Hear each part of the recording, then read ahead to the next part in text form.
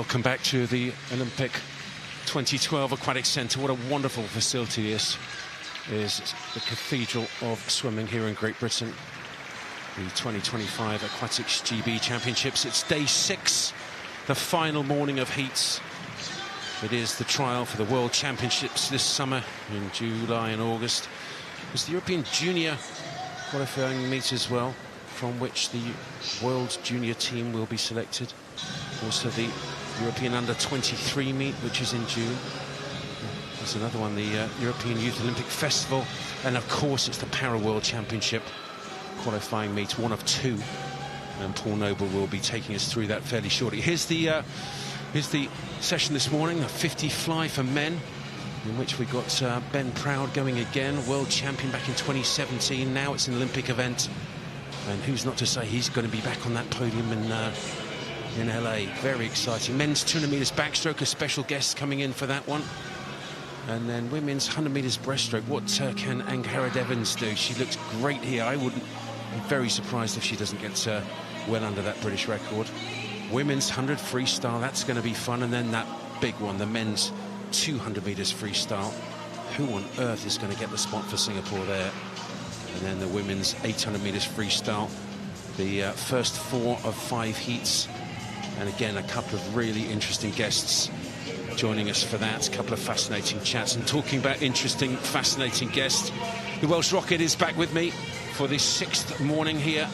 Dan Jervis. Dan, this is your first commentary, the first week, the full week. How's it gone? Is it what you expected? I've asked you a couple of times, but now we've got to day 6. What are you thinking? Oh, bore da, Andy. I'm loving it. I am absolutely loving it. This is my dream. This is something that I want to do. I've learned a lot this week. I've learned a lot about the sport that I didn't know, which is really interesting, because I thought I knew it all, and I really didn't.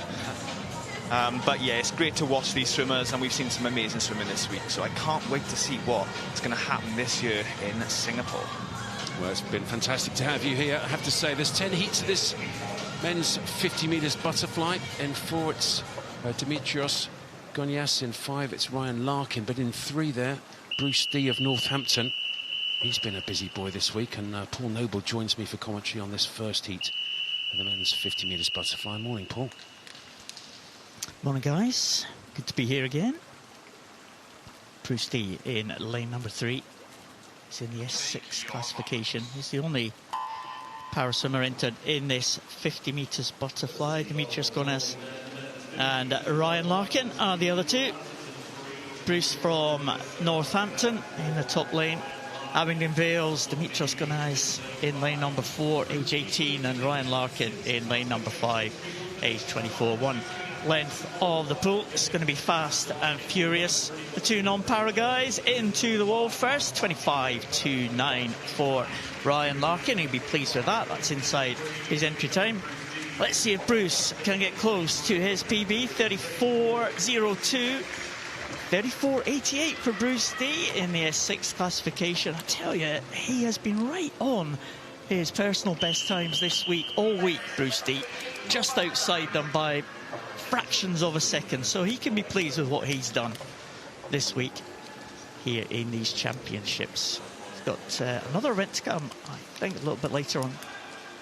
Oh no, in fact, this is his last event, actually. And there's the result confirmed. Ryan Larkin takes that heat. Gonias Dimitrios in 2nd, and Bruce D in 3rd place, but he will be back again for the para final. Well, 2 lifetime bests for the first 2 finishes in that first heat of the men's 50 fly. It started off quick. This is heat 2, and Evan Davies of Cardiff is the fastest seed in lane number 4. In lane 2, John Wood wouldn't normally point this out, 38 years old. Good on him. Well done, sir. So it's heat 2 of the men's 50 metres butterfly. This is going to go through very quickly indeed, and it gets fast very quick. Right up the top there in lane number 1. There is a lane 0, of course, in this pool. Lane 1 is Maximus Lee of Millfield. And Maximus maximising that first 30 metres. That's a cracking start to this 50, and if you can bring this home, this is a great swim. 24.99's his best. 24.99, 24.83. Well done. 16 100s underneath his lifetime best. Alfie Price 2nd. but the Millfield School student winning Heat 2 of the men's 50 fly, and there's some very excited people in the audience giving him a good old welcome. Wins Heat 2, that was quick. The result of the men's 50 fly, Heat 2, Maximus Lee takes the win. Second, Alfie Price and Isaac Dodds in third. In fourth there, the 38-year-old did really well, 25.52. I wonder if this is the way forward. Master swimmers coming in. He's 39 years old next Friday, this coming Friday. Happy birthday. Heat 3, men's 50 metres butterfly. Ruben Cowley of Wall, Tunbridge Wells. Monson in 4 was the fastest seed, with Peter Allen just outside of him in 5. In 3, Thomas Lydiard of University of Birmingham. In 7, Thomas Williams of Windsor. In the junior final, 100 breaststroke and the 50 breaststroke are doing fly. There's a thing. So it is Heat 3, the men's 50 metres butterfly. Again up the top there in lanes 0, 1, 2. They're pretty good here. Really very good indeed. So it looks like Ben Gooch right at the top now, starting to come through in 3 as Thomas Lydiard of University of Birmingham. And this is a good swim with that bright red hat right in the centre there in lane 3. Really good swim from him. Well, he's gone 24.7 to win this Heat 3 off a 25.5 entry time. Wow. That was a really good finish from Thomas Lydiard in lane 3 there. He really finished the length, maximising his length in his fly, touching with his arms fully extended, which you want on fly. You certainly do. Thomas Lydiard winning at 24.70. The rest of the guys on the 25s and the 26 there. Very good swim from Thomas. Goodness. 25.5 down to 24.7 on a 50 fly. Yes, usually in the longer events that you see big PBs, but over a 50, you can't go wrong with that. Oh, that's outstanding. So here's Heat 4. Oh, really getting through these, aren't we? In lane 4, fastest seed is Riley Perry of Redditch. In 5, Gabe Knight of Chelsea. What a night he had the other night. In the B final of the 50 backstroke, then there was the women's 50 fly B final. Then he had 100 fly straight away. If there was 5 minutes gap between the two, I'd be surprised. 50 back, 100 fly, wow. This is the 50 fly. See what he can do in 5. Take your marks. He was on the right-hand side of that shot, right in the centre there. The 2 yellow lines are lanes 4 and 5, the fastest seeds. It looks like maybe closest to us in lane 8, Robert Shaw of Dartmoor Darts going well. Also up there in lane number 1, Thomas Parrott of Mount Kelly. So the 2 Devon-based swimmers going really well up there in 1 and 8. Who's going to get the touch? Oh, I tell you what, it's very close indeed. It is in fact 1 and 8. 8 gets the touch, the Dartmoor Darts swimmer Robert Shaw. 24.85 off a 25.5. That's how to do it. I tell you, he's a big boy as well. Look at that. Yes. Come on. 25.51 was his best, and he's gone 24.85. Look at that. Robert Shaw, well done, sir. And the second Devon swimmer, Thomas Parrott from Mount Kelly, 25.0. Well done. Equal third, 25.20. You often see a lot of in 50s.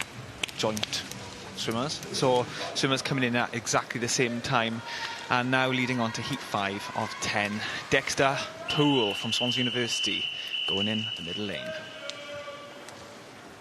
Well, Dexter Poole is in lane 5. A couple more Devon-based swimmers again. Rio Dowdu in 1. He's had a great meet for Mount Kelly. Thomas Taylor in 2. The North Cornwall Dragons train there in Bodmin. Lovely pool, that. I go down there quite a lot. Take your marks. Closer to us, another Mount Kelly swimmer. It's Ralph Serecki. But Dexter Poole, your Swansea man right in the centre here, Dan, and he started off well. Possibly the best right at the very top is Leo Pollock of Repton.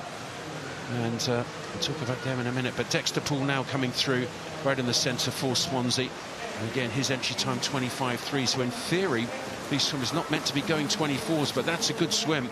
25.13 off a 25.34. So 21 100th lifetime best. That's good. Well done, sir. Give us a smile. Yeah, not too bad. Oh, his face just said, yeah, that's all right. Happy with that this morning. 0.21 lifetime best on a 50 fly. That's big. Yeah, that is big. You know, Dexter Poole winning that heat there in 25.13. Joint first, actually. Samuel Sutcliffe from Ramsbottom, also the same time. Tom Taylor in third.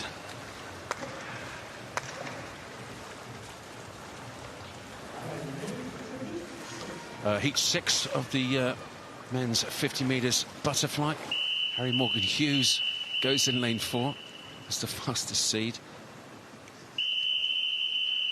Joel Watterson of the Isle of Man in 3. Loic Bazin of Winsford Swimming Club. I'm not sure where that is. I'd love to know where that is. Where's Winsford? Don't know. Take your marks. Let's see how he does in lane 5. Loic Bazin of Winsford. Fastest seed is Harry Morgan Hughes of Team Bath in 4 and 3. Joel Watterson of the Isle of Man. And certainly 3, 4 and 5 going well at the moment. Maybe in 3 at the moment it is Joel Watterson just leading. Also going well right at the bottom here is Benjamin Triton of University of Surrey. Gosh, this one's a close one, isn't it? It may well be 3. Joel Watterson, it is. Great swim from him. 24.87. Well, season's best of 25.25. And he's gone 24.8. Really good. Great starts from all these lads here. You know, you can really see them pull back in their arms on the dive, because you'd think on a dive it's just to do with the legs, but it's not. You really have to throw yourself forward with the arms. Joel Watterson taking the heat to a win there. Benjamin Triton in second and Harry Chandler in third. Great swim. Charles Simpson coming 8th in that heat. He's got a good teammate. He's got a lot of people to train with up in Repton. We have Eva Ocaro. I mean, she's just shown how good she is over 50s this week. Yeah, loads of them up there at Repton. We'll talk about them in a bit. I've got a couple of stats about it. Just done a bit more research. Finally find out what's going on there. They've only relatively recently set up that team at Repton, but goodness me. Ocaro, Mills, Tonks. Got some crackers in there. This is heat 7, the last of the uncycle seeded heats in this men's 50 fly. Watch out for Jack Brown of Plymouth Leander in lane 6. He's had a cracking meet so far. He really has. Silver on the 100 metres butterfly. And in 6 he's going very well indeed in the gold silver hatchish maybe of Plymouth in lane 6, and he really does look very good. He was well, really good down that first 25. What's he gone? 24 low, 23.95. 23.95 in an uncycle seeded heat. Well, I can tell you that will make the final. That will definitely make the final. What's he doing? Jack Brown, this is outstanding. What a week he's having. He's having a great week. You know, on paper, he wasn't necessarily down to win that race, but anything can happen in a 50. And, you know, he's obviously built that momentum from a great week already. Taking the win, Jack Brown from Plymouth Leander. Second, Chenzi Duan from Monston. And third, Joshua Mitchell. Well, great momentum here, isn't it? Really. But I love the. I'm learning regional accents around Britain here, and I've got to tell you, the word momentum in Welsh is one of my favourites. I've just worked out. 3 E's. You look on the right-hand side of that screen. They designate international swimmers. So delighted they're here in the heats, but we need as many British lanes used for the finals, because they've got so many 6 meets they're selecting for this summer. So the selectors desperately need full finals of British swimmers. So they're excluded from progressing the internationals to the finals. But that's great to have them here in the heats. This is the first of the cycle seeded heats in this men's 50 metres butterfly. Lewis Fraser, the fastest seed. He's in lane number 4. 6 on the 100 metres butterfly. Brian Leong of Chelsea and Westminster in 5 at 4. Beautiful stroke from Lewis Fraser. Wow, that's a stunner. You could maybe just stretch it out a little bit at the front. It's a no-breather so far. Head down inside the last 5. He's going to hit it beautifully. Look at that. Well, 23.5. Wow, second fastest time we've seen so far. And that was a masterclass in 50 butterfly swimming. Really very good indeed. 23.5. Right on his season's best, and that was impressive. You brought it up then, Andy. There was no breathing from Lewis Fraser, and we'll see that as these heats progress on. You don't necessarily need to breathe. I know that makes it sound easy. It's easier said than done. But he did take the win from Swansea University, Lewis Fraser. Shakil Giordani from Birmingham University in second, and coming through strong in third, Aidan Cannon. Well, Cannon fired off a fantastic 100 fly early this week, and that's a great 50 as well. Well done. So here we go, heat 9. Ben Proud, world champion in this 50 metres butterfly in 2017, and he's now won individual medals across the board in all the world majors with that silver medal at the Olympics in the 53. Won the 50 last night. Bit of a hairy beast, look at that. He hasn't shaved down. Won the 53. Gosh. Pre-selected for the World Championship team. Second last heat, men's 50 fly. Ben Proud, everybody will be watching. Also, Abdul-Jabbar Adama of Mount Kelly in 5. But Ben Proud, well, he's so flat. It's lovely to see this butterfly stroke. No breather at all. And he's got to 35. Oh, he's breathed. Goodness me. Well, there you go. Abdul-Jabbar Adama of Mount Kelly in 5. Has he stolen it? He has. 23.81 from 23.89. Well, I wouldn't be too surprised if his coach said, "You breathed." What on earth are you doing? But look at that from Abdul-Jabbar Adama of Mount Kelly. That is a brilliant swim. 23.8. Yeah, that was a great swim from Adama in lane 5. But it was interesting to see then, Andy, when the heat before were walking past us, they all stopped to watch Ben. He's got a presence about him in the water. Well, he certainly has. And Adama from Mount Kelly, I think he's Nigerian, but hopefully he'll be going to the World Championships with that. That's brilliant. So he won't be in the finals this evening, but he certainly will be. Well, I hope he is at the Worlds. That's a great swim, 23.81. Ben Proud done the job, nice and comfortable. Looked as easy as you like, didn't it? I'm sure he'll be super quick tonight. So the final heat is men's 50 metres butterfly. Jacob Peters, the fastest seed, the bronze medalist on the 100 metres butterfly. 4th on the 100, Josh Gammon in 5. 5th on the 100 is Nick Finch in 3. So 3rd, 4th, 5th and 8th in lane 2, Brodie Gordon-Gibson. 4 of the finalists from the 100 fly in this 50. So the final heat of the men's 50 fly, and Jacob Peters right in the centre. We'll see how he goes. He's very strong, very powerful. Let's see if he breathes.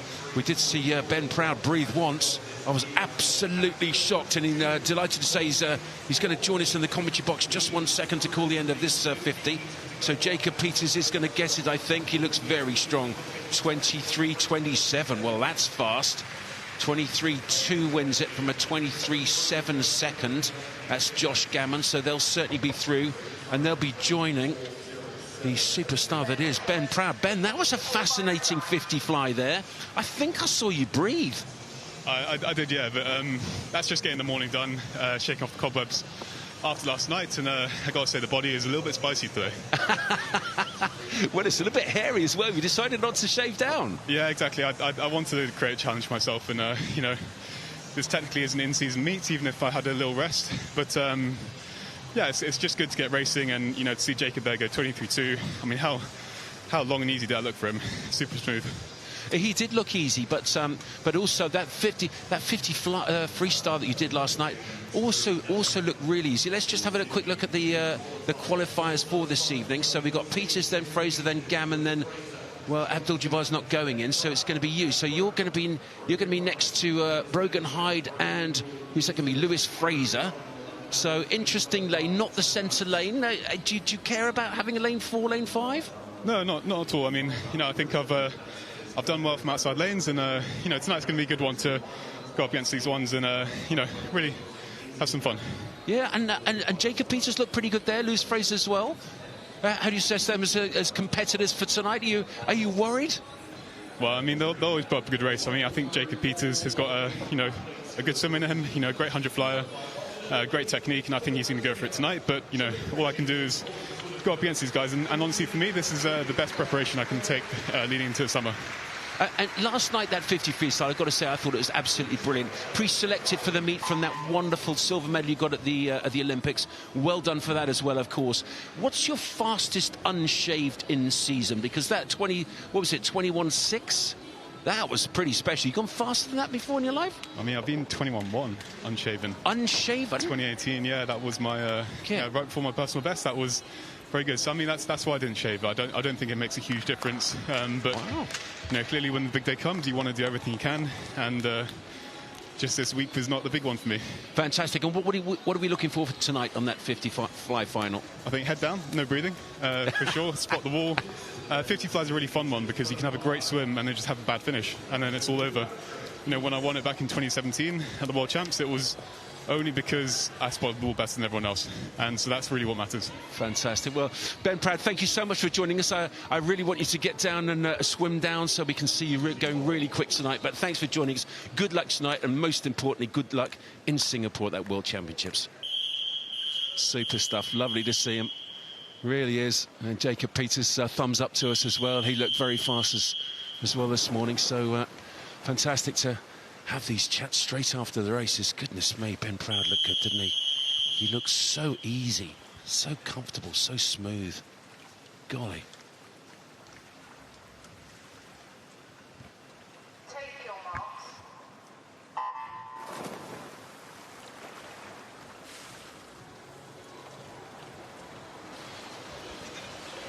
So straight into the first heat of the men's 200 metres backstroke, and Finlay Richardson from Guildford City, fastest seed in 4, with Finlay Caudle of Repton in 5.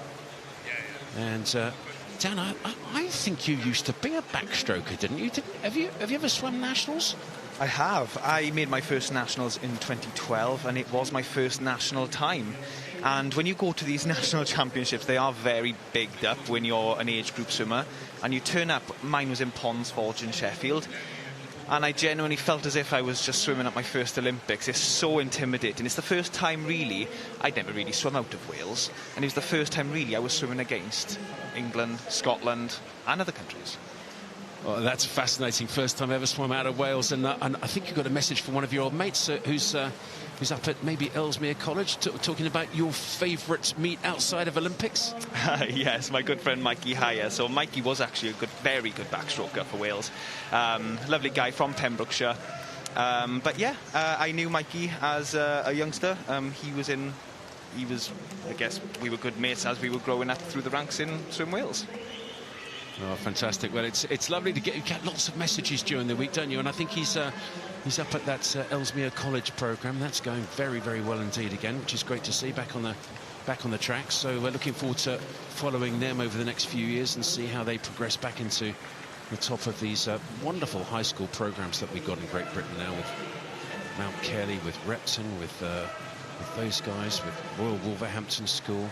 There's so many super clubs and high school programmes joined.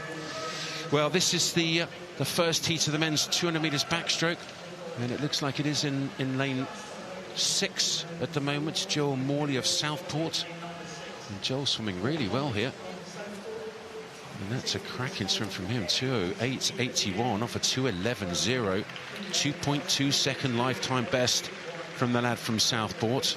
Well done, Joel Morley. He's certainly puffing. Look at that. Not sure he knows what time he's done, because that's the scoreboard is about 80 metres away down the other end of the pool. It's an awful long way. A very special guest just joined me in the commentary box. We'll talk about him in a second. But what are the results here, Dan? Well, the results of Heat 1 of the 200 backstroke. Joel Morley taking first position, Finlay Caudle second, and Carlos in third. Great swim, boys. Well, this is the 200 backstroke. It's heat 2 of 8. And Henry Norman of Bromley's the fastest seed, with Flynn Smith of City of Liverpool in 5. And we've got some really wonderful backstrokers in the, certainly world class in the last couple of heats. Luke Greenbank's in there, Matt Ward is in there. We've got Ollie Morgan, of course, smashed that British record on the 100 metres backstroke. And in the third last heat, we got Cam Brooker, Johnny Marshall, Dean Fern, bunch of superstars. And I've just been joined by another absolute superstar. This is exciting. So heat 2 of the men's 200 metres backstroke. Right in the centre, it's Finlay Richardson in 4 with Finlay Cordy. Oh no, excuse me, that's heat 1. Here we go. Heat 2 is Henry Norman in lane 4 with Flynn Smith in 5. We're joined by Brodie Williams, Commonwealth champion 200 metres backstroke. How much do you still remember that? That was one of the highlights of my commentary career. That, well done, sir. I know I've said well done already, but thank you for giving me such an exciting race to commentate. How much do you remember of a race like that?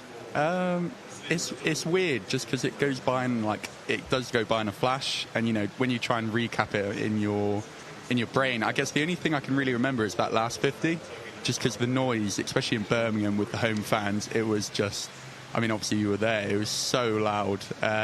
Just to be at home games, probably an experience that, well, obviously now that I'm retired, never experience again, but not many will. So yeah, no, it was an incredible race. Obviously, I was up against Luke Greenback, who you previously mentioned, who's top quality swimmer. So, it was good to actually get one up on him. Yeah, we'll talk about that in a minute. You can talk about that in a minute. It's getting one up on Luke Greenback. Not too many people do that, let me tell you.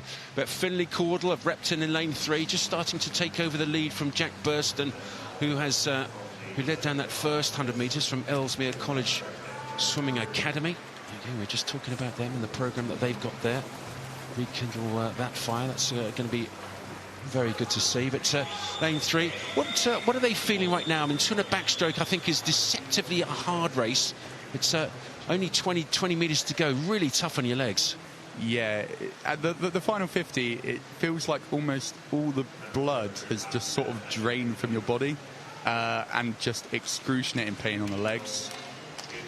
Well, excruciating pain on the legs, but look how he's swimming back here for Finlay Caudle. This is very impressive. His lifetime best 2:10.9. Oh my word, 2:07.3. Goodness me. Well, that's a massive lifetime best. Well done, Finlay Caudle of Repton. Repton having a cracking meet here. And coach Jamie Main, well, again, I think it was only set up in 2019, the programme, but so they've got 6 full-time coaches. Get that balance of academics and world-class swimming. And they've got some superstar swimmers there, they really do. So the results of a second heat of the men's 200 backstroke, then? Yeah, that was a great heat from Toby there. 2-second PB in the morning. Great swim, pal. Monty Smith in second and Martin Ayankov in third. Now move on to heat 3 of 8 in the men's 200 backstroke. I wonder how they're going to move this on from the next heat. And I wonder if they watch in the last heat. Well, the guys in the ready room, there's a television in the ready room, so all the swimmers who are still to swim will be looking at that TV. I'll ask both of you in a second how much attention you did pay to that TV, because I guess it can be either very distracting or quite motivating. Charikin of the University of Surrey, the fastest seed in 4, with Dragasius in 5. Finlay Davis in 6. Guthrie of City of Milton Keynes in 3. This is the third heat of the men's 200 metres backstroke. And we're just talking about that television. The ready room, the place where they all prepare and they line up before they come into the pool. There is that television in there just to see what's going on actually in the pool itself and to allow them to watch the races. Dan, how much focus and attention did you give to that television when you were in the ready room? I tried to stay away from looking at it. It is right in front of you, so it is quite hard because it is a distraction. But I was already so nervous. I was like borderline nervous breakdown before I was jumping into the pool, honestly. So I couldn't deal with any more pressure.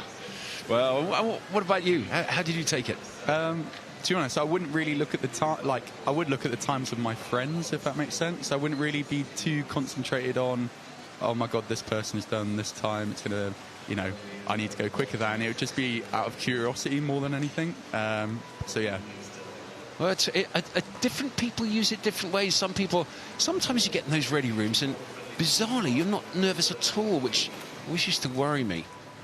But there's lots of easy ways of lovely underwaters there. I'll tell you what, we might watch that last turn with Brodie Williams. This last turn coming up, because the underwaters here in lane number 6. From Finlay Davis of University of Stirling. Beautiful. 4th in the 400 medley B final was Finlay Davis. But it's very interesting how people use various psychological aspects of the racing. Have a quick look at this underwater here for us, will you, Cam?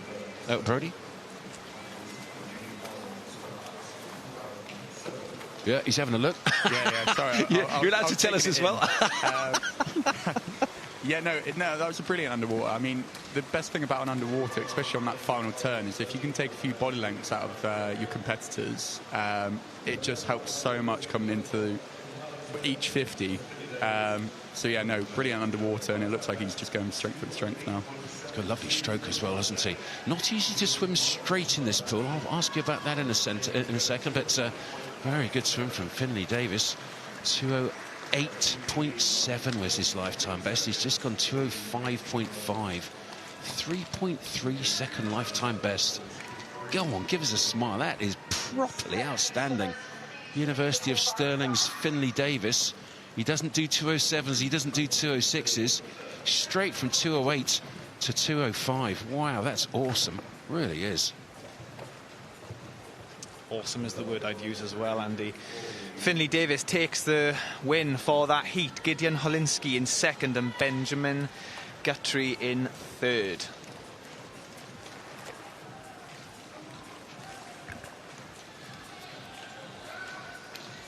Just waiting for the next heat here.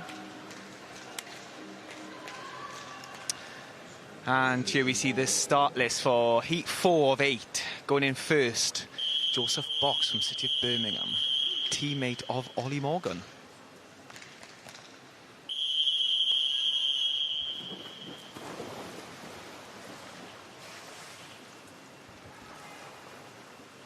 So this heat 4 of the men's 200 metres backstroke. And Brodie Williams talking about the pain in the legs. I'll ask him about that, why backstroke is such a challenging event to swim from a legs perspective. This is heat 4 of the men's 200 metres backstroke. Joseph Box of City of Birmingham is the fastest seed. Possibly the best start right up the top there in lanes 0, 1 and 2. That's Peebles of Edinburgh University, Edwards of Cardiff and Franzi of Worksop Dolphins. It's Brodie Williams, Commonwealth champion 200 metres backstroke. Why is it that the backstroke event is particularly tough on the legs? You'd think breaststroke would be the real tough one, but backstroke is brutal, isn't it? Yeah, I think it's a combination of them underwaters, because them underwaters are crucial on this. As you saw in the previous race, if you can maximise them, you really do gain an advantage. Some people call it the fifth stroke, but the other thing is just for balance. It's weird. So my kick, especially, it wasn't like a continuous one. It was almost like doing a can-can. But you know what I mean? It's kick, and then one to the left, kick, one to the right, just to get...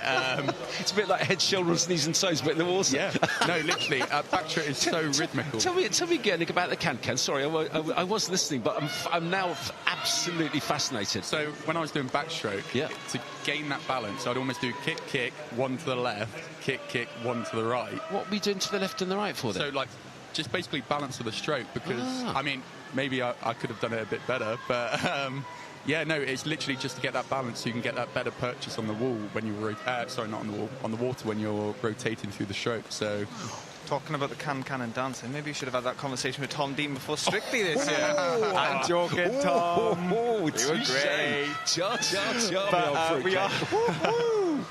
We are seeing lane 5 take the very strong into this last 25 now. He's pulling away strong, and it'll be interesting to hear in the next heat how Brodie trained for that last half of the 200 backstroke, because that lactic acid really does kick in on the legs. Yeah, just to be clear, that was Dan Jervis asking the questions about the cha-cha-cha-ring, but Jack Dirty Simpson of City of Glasgow winning this heat 4 of the men's 200 metres backstroke, 2:04.4. Wow. Well, there's been some properly good swimming so far, and look, you should be enormously proud of yourself, Jack Dirty Simpson. That's a cracking swim. It really is. Wow, 2:04.4. Second was Ross Edwards, also brilliant, 2:05.6. And Joseph Box, 2:06.0. Lifetime best by miles all across the pool. That is incredible. Really incredible. Well done. It was a great 3-second PB from Jack Doherty Simpson then, down from a 2:07 to a 2:04. Ross Edwards, 2:05, big PB from him as well, and Joseph Box in 6th. We see in that on the result here. It was quite evenly spread out. It was a good half a second gap between Joseph Box and Jonathan Ireland in 3 and 4 there as well. That was a good race. That certainly was. And Dan, I think you just said you were going to ask Brody a question, and all that can chat, I've completely forgotten what it is. Let's see if you can remember it in a second. But just looking at heat 5 now of this men's 200 metres backstroke, heat 5 of 8, so it's the last of the uncycle seeded heats. And Jensen Owen, multi-finalist at last year's British Summer Championships, including gold on this, the 200 backstroke. Down in lane 9, Austin Manley from Repton School. What a meet they've had. Take your marks. I'll just talk quickly about Repton School, because I did say I'd give you some stats. They've had 7 A finalists, 2 B finalists, 19 junior finalists, 35 qualifiers for this meet. And I was right, it was only launched in 2019, but Olympic gold medal coached quite a few gold medalists, hasn't he? Jamie Main. 6 full-time coaches there. Lots of great programs. There really are. The Mount Kelly one, of course, the Ellesmere College one, the one down in Plymouth, one in Royal Wolverhampton School. Many super programs. And Petey's gone to Repton, of course, joining Eva Okara and Jacob Mills, Will Tonks, Anna Capron. It's a cracking program. So no lane 3 in this heat 5 of the men's 200 metres backstroke, but the fastest seed is going well in lane 4. That's Jensen Owen. Yeah, he took out the first 50 quite quick. Aidan Orphan did, and we are seeing him drop back a little bit now. I think it'd be good to ask you, Brody, in a 200 backstroke, I've done it before and I know the pain, but nothing to your level. How did you train for the wall of lactic acid that I found came with 75 metres to go? I think it comes with like just general aerobic training. So we obviously tended to go to altitude, and my coach for the last year was actually Jamie Main, who's obviously moved to Repton recently. And what he sort of tried to instill in me, especially for the final preparation for last year, was 50 metres off every wall at altitude, which, to sum up, is like breathing through a straw. When you try and get up for oxygen, there's just none. So yeah, pretty tough. Well, it looks like we've all had a crack at this. I was at European Juniors 200 backstroke. First event that Dan ever swam at the British Nationals. And our producer, John Bailey, he was a 200 backstroker as well. So this is heat 5 of the men's 200 metres backstroke. Austin Manley closest to us. He's going to get the touch. I think he is, you know. Goodness me. Well, he's only 14. Is that right? It is. Austin Manley from Repton. 2:05.4 as a 14-year-old. Just on a 3-second lifetime best. I'm not sure you can quite believe that. What on earth have you just done? That's awesome. Go on, give us a smile. My word. So from an outside lane, lane 9, Austin Manley wins heat 5 of the men's 200 backstroke in a 2:05.41. Goodness me. 2 City of Sheffield swimmers, Ben Cross and Jensen Owen, 2:05.73 and 7.4. No competition there then. 1/100 splitting teammates. But the great news is 2 massive lifetime bests for both of them. Goodness me. So heat 6, men's 200 metres backstroke. And the big guns coming. And Johnny Marshall right in the centre in lane number 4. Can't wait to see him do this.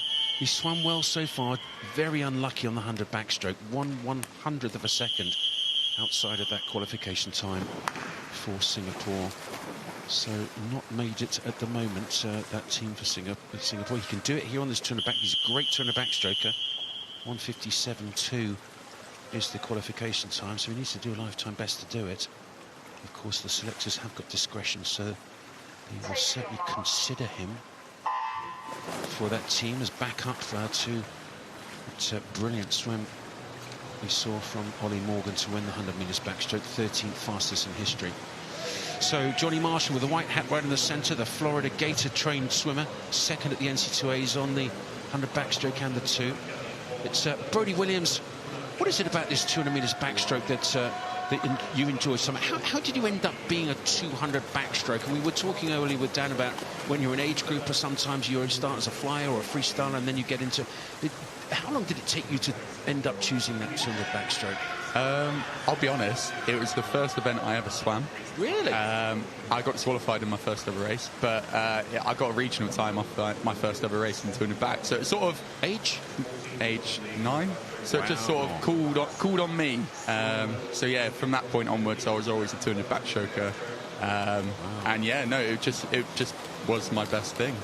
It's quite unusual to start age 9 on the event that you end up winning Commonwealth Games. Well, it's unusual to win a Commonwealth Games, so yeah. you know, Commonwealth Games champion. Congratulations on that. That's brilliant. But Thank you. to start off age 9 and go all the way through, it wasn't just the 200 that you did. You were pretty good at the 100 of that Commonwealth Games, if I remember rightly. Yeah, so I got a silver medal in the 100.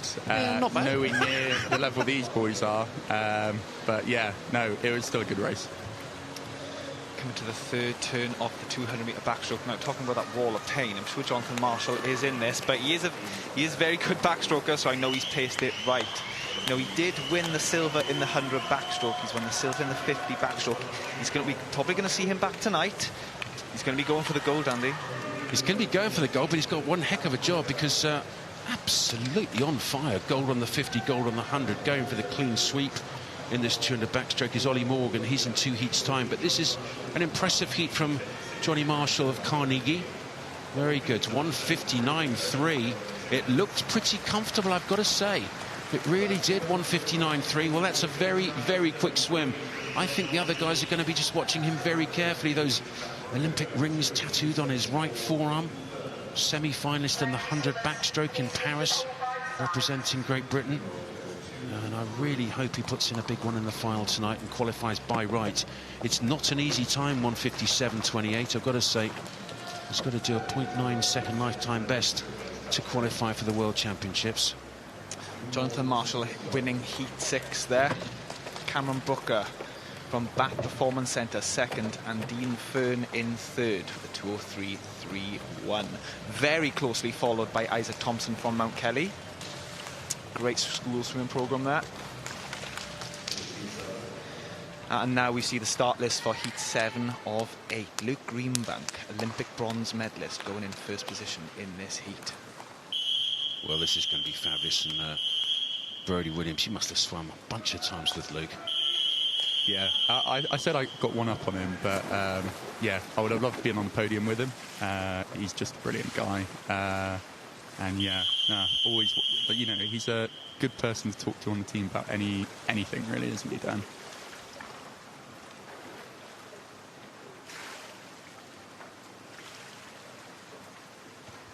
Take your marks.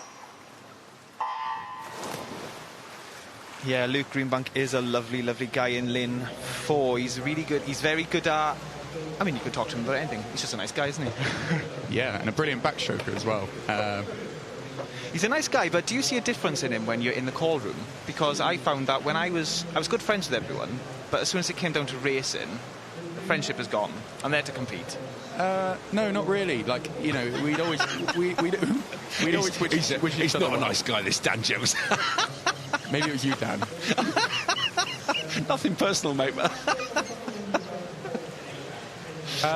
What kind of character is he? I mean, when you are in the ready room and you're going to be sitting next to somebody like Luke Greenbank, Olympic bronze medal, 200 metres backstroke. I think you've got a silver on the medley relay, leading off that men's medley relay. What kind of character is he in there? What does he do? Does he talk? Does he chat? Does he have his music? What does he do? No, he's pretty chilled, to be honest. I think recently he started to listen to a bit more music. But no, he'll always wish me luck, and I always wish him luck. And no, he's just a nice guy. Like, I think he looks out for the juniors in the 200 backstroke field. You know, he's very open and honest, but he's a quiet guy in the cool room sort of thing. Like, keeps himself to himself, wish you luck, and then off you go sort of thing.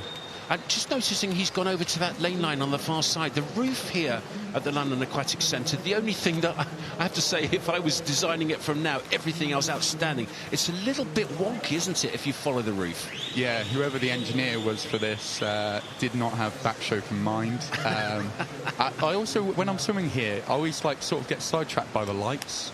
Yeah, it's not easy to do, is it? You often try on backstroke to follow something straight above you. Not easy when you're outside and following the clouds, literally. But there's ways of doing it.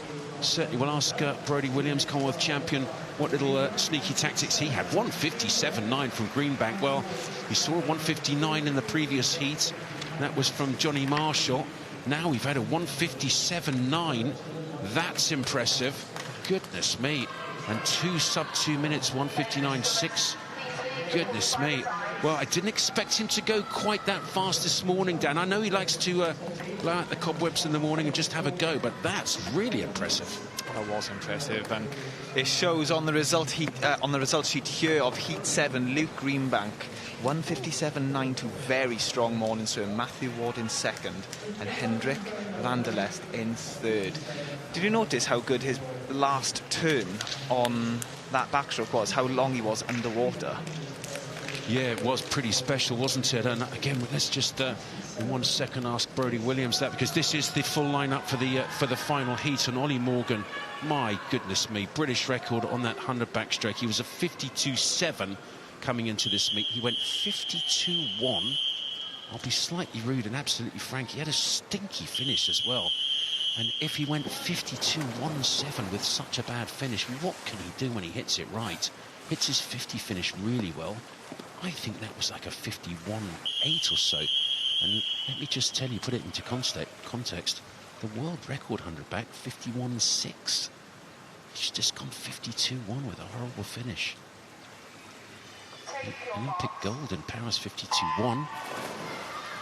He would have got silver at the Olympic Games with the time that he won this 2025 Aquatics GB Championships, the trial for the World Championships. He looks fabulous, doesn't he? He really does. Just have a quick look at his stroke for us there, Brodie, and tell us how it is that he is so far so good. I think he settles into his rhythm really well. Obviously, Ollie is just, I mean, he's just so strong. I think that's his biggest strength. He is literally like moving so much water so quickly. He is just a marvel. I've had the pleasure of swimming with him for the last few years, and honestly, just the progression curve he's been on is absolutely fascinating. Lovely guy as well, and a fabulous family. They're a very grounded family, and the success that he's been having has been really quite special. But that really good on that 100, really quite something special. And I've got to say, it's made me very excited for the World Championships, because he's going to be right in amongst it. He really is. Another lovely turn. These three guys in the middle looking very good indeed in this final heat. Ollie Morgan, the fastest seed in lane 4 in that red hat, but dragging through Jack Skerry of Bath in 5 and Sam Greenbank, Luke's brother, in 3. So good to see Sam going so well. I was just about to say about Sam Greenbank then. I wonder if he has conversations with his brother about how his brother swims the 200 back, because Luke very much is a veteran of this event. Well, he certainly is, and I'm delighted to say that Luke Greenbank has joined us in the commentary box, and excellent last heat there. Just have a quick look at your brother up there, the top of those three guys. How's he doing? He's doing fantastic. I mean, Ollie's obviously in great form this week, so for Sam to be up there with him, yeah, hopefully he can scrape into that final. And wouldn't that be great to have two Greenbank brothers in that final? Let's have a look and see. 1:59.3, 2 minutes 0.4, 2 minutes 9 from Sam. You happy with that one? Yeah, I think he'll be really happy as well. I think his best is 2 minutes 00 and 0.04 or something. So that's a great heat swim for him. Well, very comfortable from Ollie Morgan as well. What do you think of his heat there? 1:59. Yeah, very solid. Probably saving a little bit for the final, I'd imagine, but you know, 1:59 in the morning, that's going to get you through to most semi-finals in a world stage, so very solid swim. And Luke, we were talking during the race, and Dan was commenting on the outstanding last turn that you had. It was utterly brilliant. Just have a quick look at the results there. 1:59.3 and then 2 minutes 0.4, 2 minutes 0.9. Luke looking at those results very carefully. But that last turn was really special. How much do you focus on those particular aspects? And when you're hurting so much, look, there you go. You're going to go in fastest. You'll be next to Johnny Marshall. Will be one lane one side, and then Matt Ward. Yes, oh, that's interesting. Yeah. That is interesting. So you might have Ollie Marshall. Yeah, it might have Ollie Morgan. Yeah, well, you will. I like both of them. Yeah. Yeah. No, I'm sure it'll be a really good race tonight. And yeah, Sam's in there as well. So the mum and dad will be on the edge of their seats, I'm sure. Well, those are the ones we feel for. So just talk me through that last turn, because it really was quite special. Do you really focus on that, hitting it hard, and how do you work out how many kicks you do, given the fact your lungs are bursting? Yeah, absolutely. I think for me, that's a real super strength. I'm definitely much better under the water than I am on top, so I really have to maximise that. So I think I was 9 kicks off every wall there. I might try and push it to 10 in the final tonight, just without kind of going too far and compromising the swim. Yeah, don't do it off the start, please. yeah, I've learned my lesson there. Well, Lucas, I tell you, it's absolutely wonderful to have you in the commentary box. I could talk to you for hours, but I do know you need to go and get rid of that lactic acid out your legs. So go swim down, but congratulations on the morning swim, and thanks very much for joining us. Good luck tonight. Thank you very much. And go those Greenbank brothers tonight. That's great news. And thanks Brodie Williams as well, two absolute superstars of British backstroke swimming, the British record holder and the Commonwealth champion. Two different guys, both from Great Britain. That's wonderful to see. It really is. Different guys, but both lovely, lovely people, and really great to have on the team. Brodie's a good laugh. They're both good laughs, but yeah, really, really nice guys. Exciting to be on the team with them. My words, two proper backstroke superstars, those two guys, aren't they? He's a good talker as well, isn't he, Mr. Greenbank? Straight in there. Turn the volume down on my headphones a tiny bit. And both brothers in the final. That's great to see. Well, this straight into heat one of the women's 100 metres breaststroke, and Paul Noble joins us again to take us through this heat with quite a few para-athletes involved. Yeah, just trying to get ourselves sorted out here. Get your breath as well. Yeah, ready you go. Too many guests here. Wet headsets as well, so it's all getting sorted out now. It's all getting a bit frantic here, but we're in. And the 100 breaststroke on their way. Again, multi-classification, and of course, one of the features of these championships, the Singapore Para Swimming World Championships. The para-athletes can achieve qualification standards in the heats as well as in the finals, and there's a few people that will be looking to achieve the standard right here in this first heat. Brock Whiston being one of them, and she leads them through in the early stages. Brock just missed out by 15/100ths of a second in the individual medley last night, so she'll be looking to make amends here with that black cap in the centre. She's a world record holder, but that's a long-standing world record from way back in 2019 at 1:13. The qualifying standard she has to achieve is 1:21.84, so watch out for Brock Whiston here. Can she dip under that 1:21.84? She's looking pretty good at the minute. It's getting mighty close. 1:21.84 for Brock, and she is inside it. 1:20.16. We can add another name to the list of qualifiers. Let's watch for Iona Winifred as well, right at the top. 1:30.55 for Iona, and she's also inside the qualification standard. Well, there's Brock celebrating in that centre lane, and Iona Winifred, I'm sure, will also be celebrating in a few lanes up there. There's Iona. Well, she's too exhausted to celebrate, I think, Iona Winifred, but 1:35.5, just checking the records here, for the SB7 class is inside. Brock Whiston for the SB8 class is also inside, so well done to these two swimmers in that first heat. Another two names to add to the list of those who have achieved the qualification standard, so that is us well into double figures now. 12 people so far. There's Iona, just turned 14 just a week ago. She took the silver medal back in Paris in her first international, that wasn't her first international actually, her first Paralympic Games I should say. Scarlett Humphrey was also in that one, the S11 swimmer, so we will be checking the blacked out goggles for the swimmer with no vision, Scarlett Humphrey.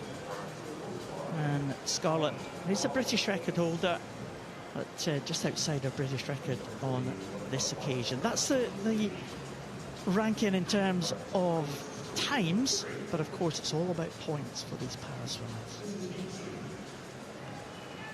Some more para swimmers in this one, including two Paralympic champions, or 2 reigning Paralympic champions in this event.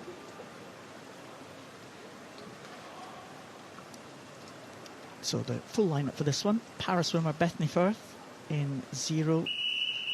Louise Fiddis goes in lane number 1.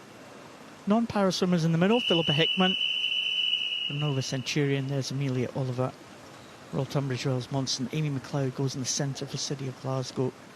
Scarlett Tinwell from Newcastle ASC. Lily Davis from City of Peterborough. And then a couple more para swimmers closest to us: Rebecca Redfern from Worcester and Olivia Newman-Baronius from Maxwell. Rebecca Redfern in 7 with a red cap, and Louise Fiddis in 1 are the reigning Paralympic champions. Paul, we've seen 4 S14 swimmers in this race and 1 S13. Now, we know that S14 is intellectual, and we know S13 is visual. They won't be competing for the same medal tonight, will they? Well, they will be, because it's multi-class. So these swimmers will be ranked against a standard time for their own classification. It's mainly based on the world records, but if it's an old world record, then Aquatics GB have updated the points table so that the target is more current. So that's why we saw Faye Rogers yesterday swim in the 100 butterflies. You got over 1,000 points, but it wasn't a world record because that was the current time, and the world record is quite an old record, a good target. So coming to the finish here, 2 swimmers really close there in the blue caps. It was Lily Davis who got to the wall first, Amy McLeod in 2nd, and it was Rebecca Redfern who came in 3rd position, a Paralympic champion in that 1:16 for Rebecca Redfern. And that is also inside the Singapore qualification standard for the SB13 classification. And there is the confirmed result. So Rebecca Redfern, we can add another name to the list of qualifiers. So the SB13 swimmer becomes swimmer number 13 on that qualification list. Bethany Firth in there in lane 0. She was a swimmer who swam last night, Dan. Just had her daughter Charlotte 8 months ago. She's back in the water again. Bethany Firth competing at these championships. Competing really well, Bethany. Well, that's the last of the para swimmers at the minute. I can hand you back to Andy for heat number 3 of this 100 breaststroke. Thank you, Paul. Really impressive stuff from those para guys, isn't it? Extraordinary. Qualification time so tough. So to see them, 13 of them already, and of course that para qualification for their World Championships split into 2 meets. So 13 already with another meet still to come. That's really impressive. This heat 3 of 11 heats of the women's 100 metres breaststroke, and Ann-Carrod Evans, can't wait to see what she's going to do later on in this set of heats. On fire at this meet. That 100 metres breaststroke is her big one. A brilliant 200 breaststroke. And Macy Burrough of Newcastle, Macy Bruff I should say, of Newcastle in lane number 4. And 5, Scarlett Davey of Sevenoaks. And it looks like it is lane 5 also going very well. Gwenllian Evans of Cardiff right at the top there. Yeah, you can see this heat now in the final 25 starting to spread out. Now these swimmers can't see each other because they are looking forward, and like on freestyle and some of the other strokes you can see each other. We've seen a really good swim here from Gwenllian Evans from Cardiff in lane 0. She's really pulling forward, but also I think Iona Bellingham, no, Scarlett Davey from Sevenoaks takes the win in 1:13.64, followed closely by Iona Bellinger of Winchester Penguins, and then 3rd Phoebe Williams-Jones from City of Birmingham.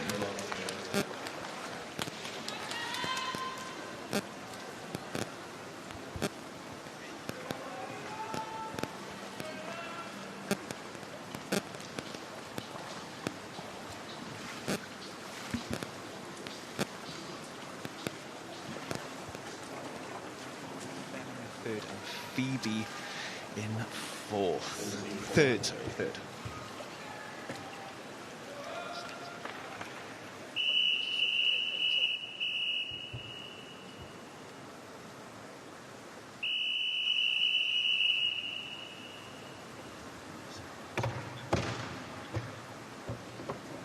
Another Repton swimmer, middle lane in this heat. Take your marks. So this is heat number 4 of this women's 100 metres breaststroke. It's really rattling through, isn't it? Up here in lane number 8 is Holly Hopwood of Guildford City Swimming Club. And well, she started very well down this first 25 metres. The rest of the field right in the centre starting to move forward. Also going well is Colleen Devlin of University of Birmingham up there in lane number 1 in the red hat.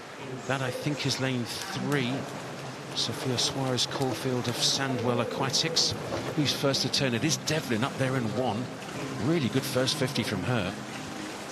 Really good 50, but a very good very good turn, from lane 4. Parsons Lowe's from Repton Swimming Club. We will see these girls now start to spread out over this next 25 into the finish. Well, coming through in the centre, the fastest seed, but still going well in the red hat up there is Colleen Devlin of the University of Birmingham. And she really is holding on well here. Coming back one lane out from her is Eleanor Hall of Millfield in the green hat. It's going to be mighty close. Goodness me, who's going to get the touch? Oh, wow, that was so close. Goodness me, Eleanor Hall gets the touch. 1:13.67. And then Louise Bresler second. Third was Sophia Suarez Caulfield. But, well, in the end, it looked mighty close. But in the end, 0.4 split the first 3 there. Not as close as it looked. Not as close as it looked, but it is still pretty close. As we can see on the result sheet of Heat 4, Eleanor Hall from Millfield, 1:13.67, followed quite closely by Louise Bresler, Bath Uni, and Sophia Suarez Caulfield from Sandwell in 3rd. Very close between 3rd and 4th there. So Heat 5, women's 100 metres breaststroke. Isabella McGeorge is the fastest seed. Isabella from Edinburgh University, Charlotte Cope of Guildford City in 5 and 6. Margarita Stoimanova of Newham and University of East London. I think they train here actually. What a training pool this is. And 3, Bonnie Mooney of City of Birmingham. So Heat 5 of 11 heats of this women's 100 metres breaststroke.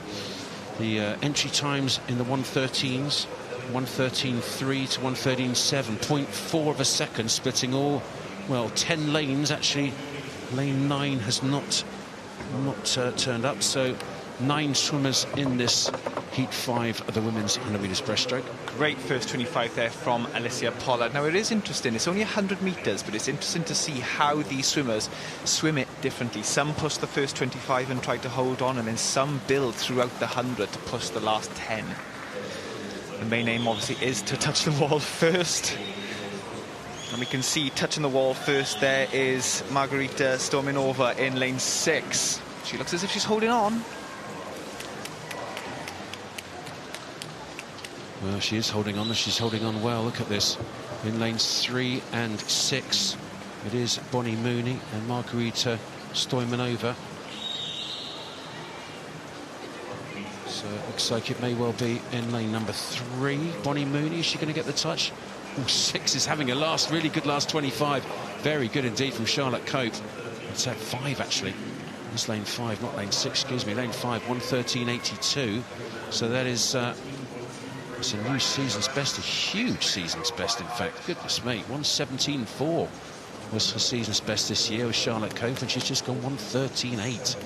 Megan Mills second, Margarita Stoimanova third, Bonnie Mooney fourth from City of Birmingham. Here's confirmation of the result, Dan, of that Heat 5. Charlotte Cope coming back very strong on that last 10 to take the win. Megan Mills from York in second and Margarita Stoimanova in third. Now moving on to Heat 6 of 11. Grace Earp from Worcester. in middle lane.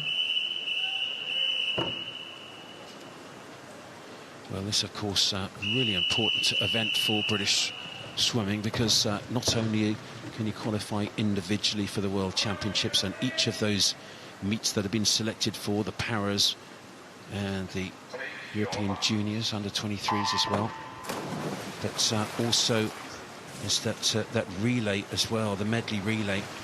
And of course, these days with the mixed medley relay, breaststroke, you can select a woman or a man on the mixed medley relays. It tends to be, bizarrely, and this is quite interesting, for the mixed medley relay, where you can select 2 men and 2 women to do the back, the breast, the fly and the free, whichever stroke you'd like, but two of them do 2 men and 2 women. It tends to be the only clear and fast rule generally is a man, relatively speaking, is faster than a woman on breaststroke than they are on all the rest of the strokes. So you tend to put a man in, certainly if you've got Anna Petium, that's an easy one, but relatively speaking, if everyone's relatively even, you stick a man on the breaststroke leg because they're relatively faster than a woman than they are on all the other strokes. Quite why, I don't know, but that seems to be the way of the world. And this right at the top here, Lauren Kenner of Millfield School going well right at the top in that green hat. Also going well is Gabriella Hunt of City of Liverpool. And into Sophia Hamilton. It is close. Who gets the touch? In fact, right down the bottom here, Annabelle Cook of City of Sheffield. Great second 50 from her, 1:12.85. Second was 1:13.0 from Grace Earp. And Lauren Kenner, well, she snuck up, didn't she? Annabelle Cook. Very good swim from her from Sheffield. Excellent.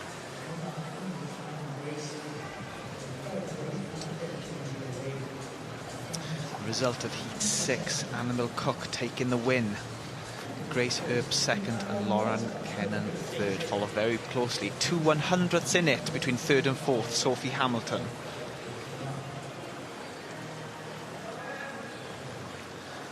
Eleven heats in this event this morning, and now we get to Heat 7. Hannah Bettingston from Stokesley in second. I've never heard of Stokesley. I wonder where that is. I'm not sure either.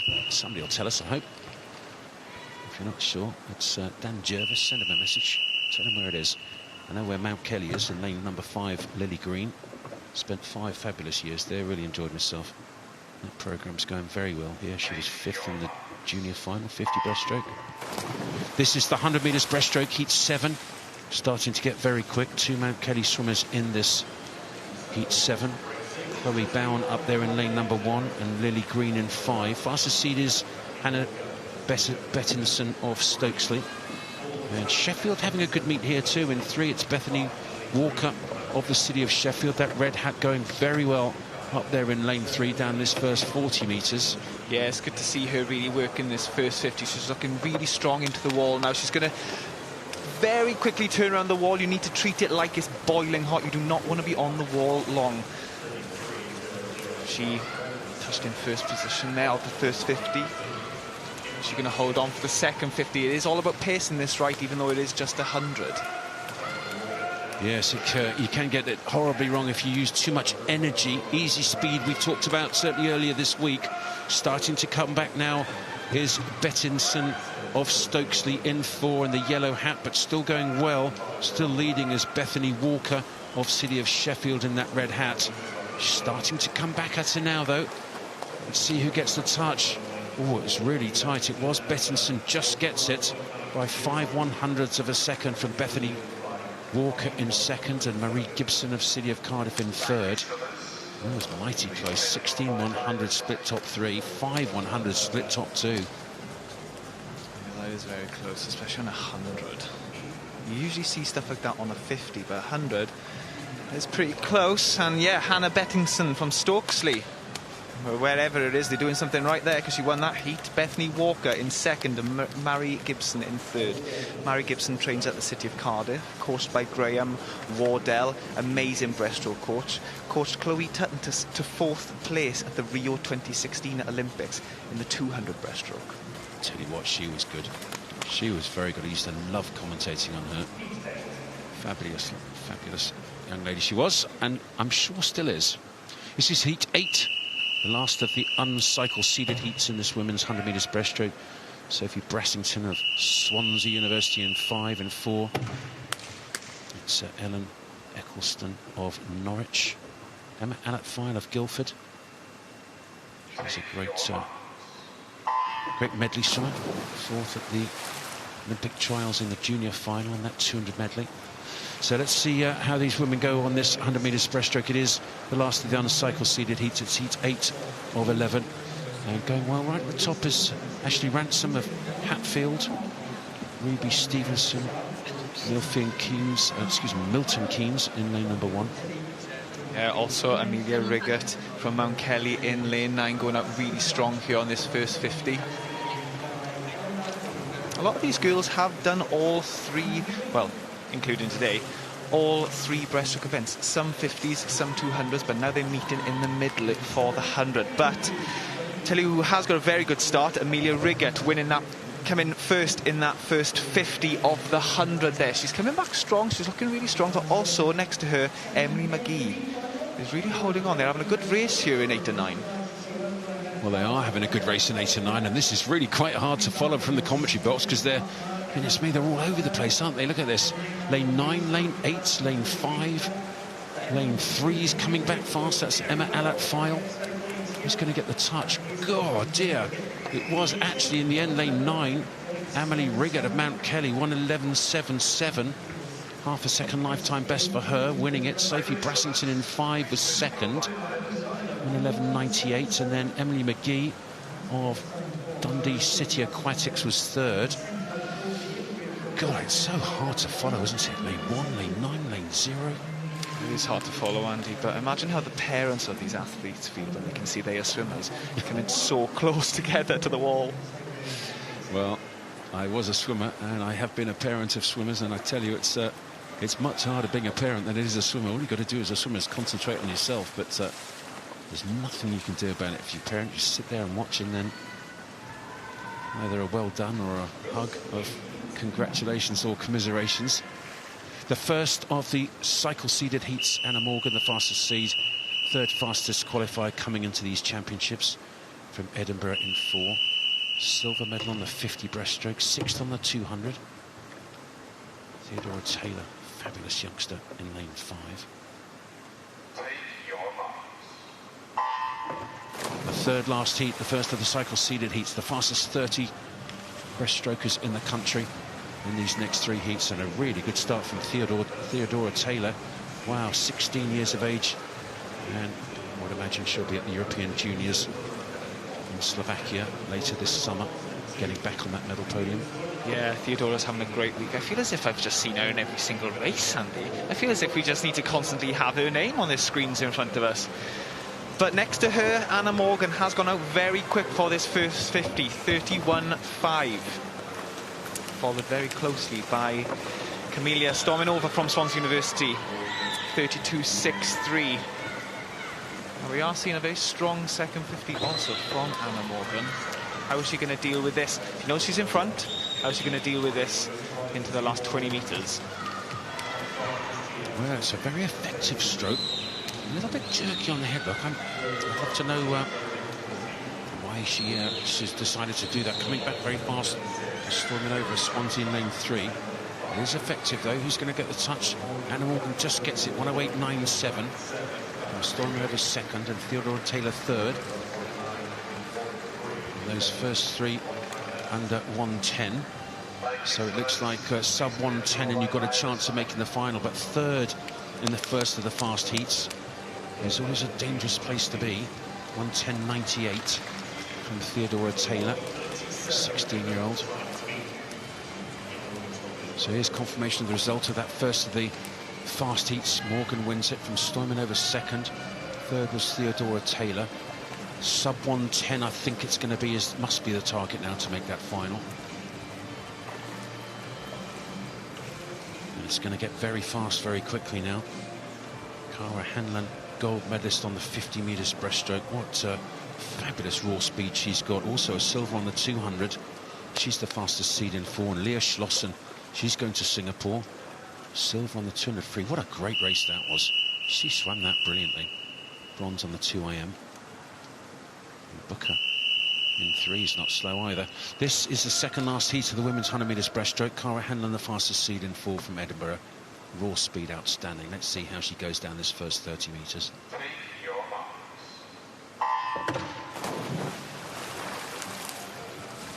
So it's Booker in 3, Hanlon in 4, Schlosser in 5. Possibly the best start actually coming in lane 6. That's Maya Hall of Northumberland and Durham Performance. Taking a little bit of time just to set the stroke and get down here, get this easy speed going. Dan, we talked about easy speed all week, but remind us again how important it is and what it is. So easy speed, I would describe it as the fastest you can go, as easy as you can do it. Now, it is easier said than done, but it is a definite feeling, and these girls will have to do that in the first 50. Hanlon winning the first 50 in 31.87. Well, she really does have fantastic easy speed, a second faster than the rest of the field at 50. Cara Hanlon, she won the gold on the 50 breaststroke, so expected it to be out quickly, but she also got silver on the 200. This is a very good swim, you know.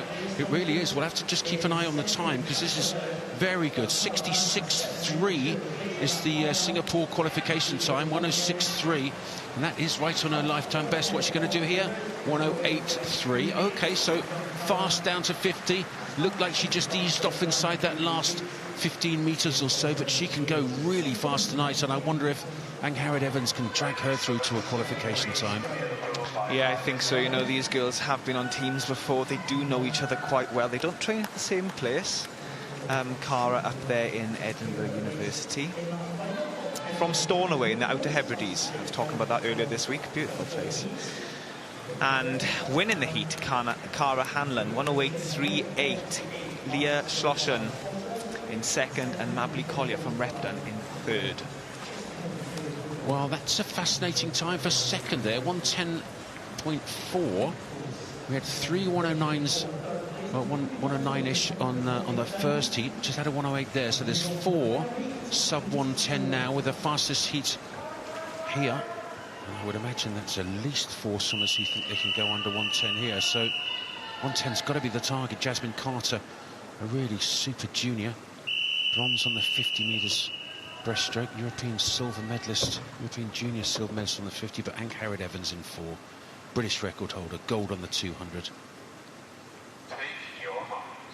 I wonder what she can do here. Sienna Robinson of Loughborough University, bronze on the 200. She's in lane 5 with Amy Crowley of Cardiff in 6. But Angharad Evans, love watching her. She is the British record holder. Went to the Olympics as first major Olympic games and came 6th in the final. Set the British record in this pool. What can she do here, Dan?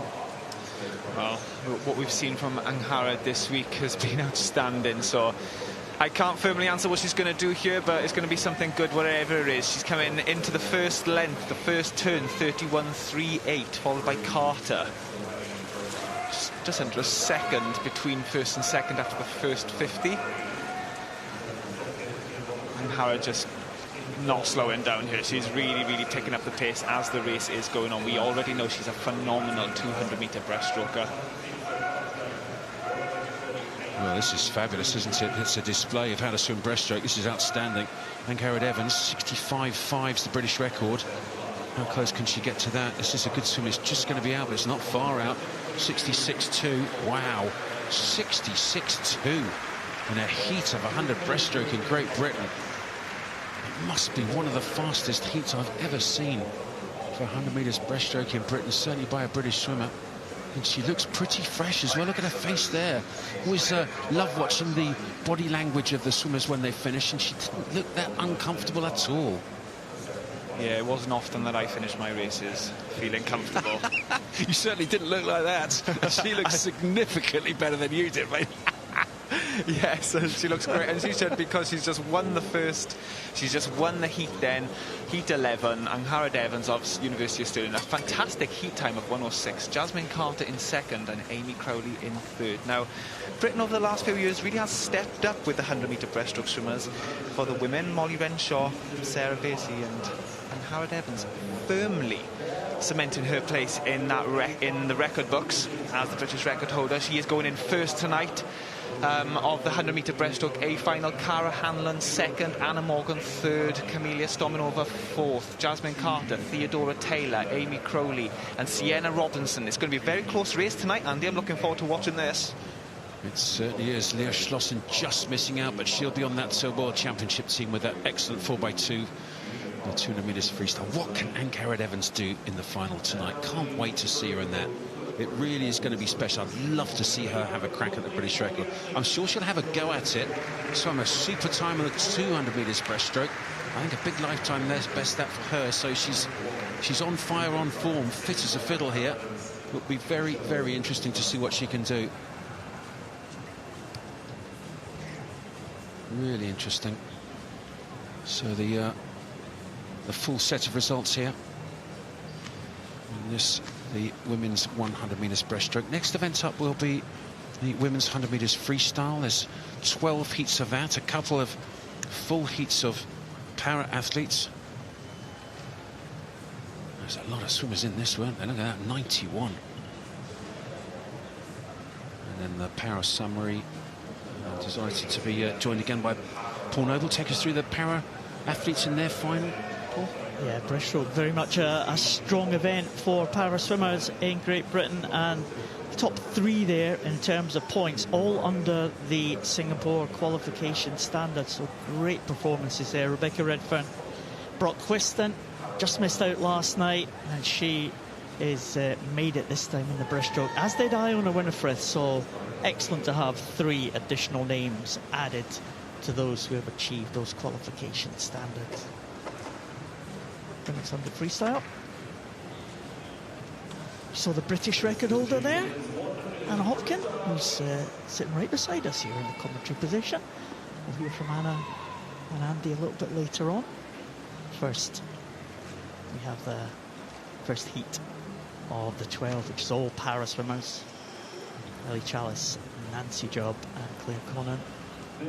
Two national classified swimmers. Para swimmers are split into two different categories. When you become a para swimmer, you get a national classification first of all.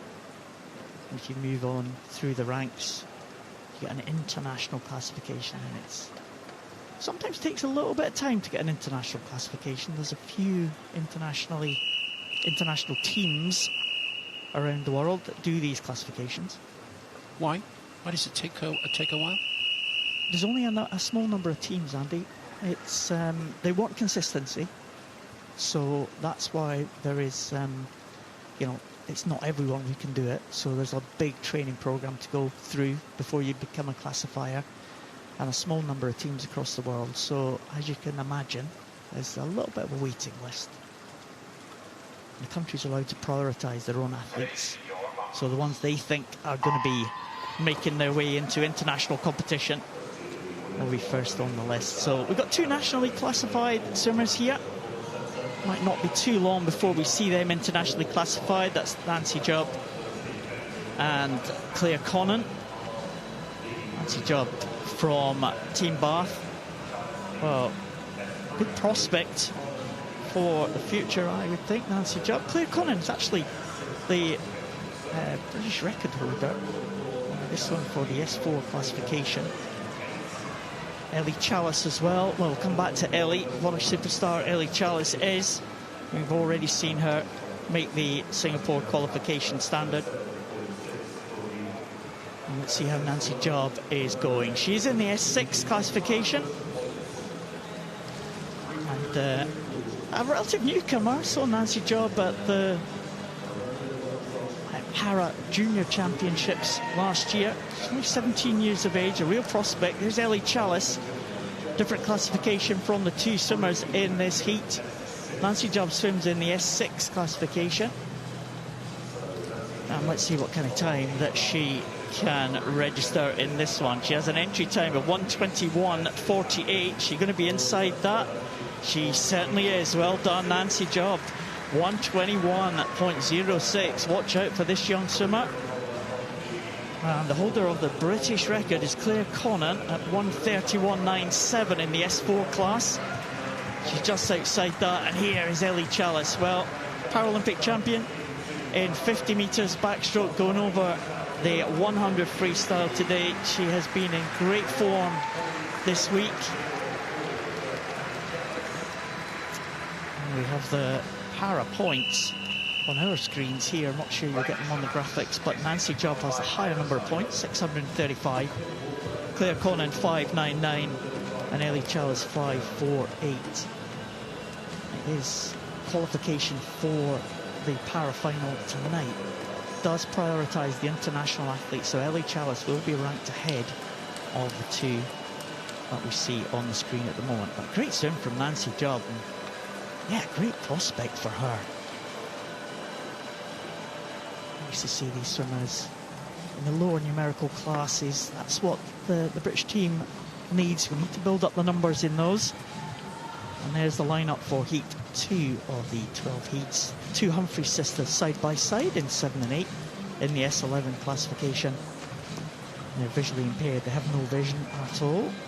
Two other visually impaired swimmers, Rebecca Hardy-Bishop and Ella Litton-Jones, the S12 class, they have partial vision. And the others are physical impairments, including Tully Kearney, right there at the top, who has not achieved the qualification standard just yet. But she is Paralympic champion. So watch out for Tully in lane 0.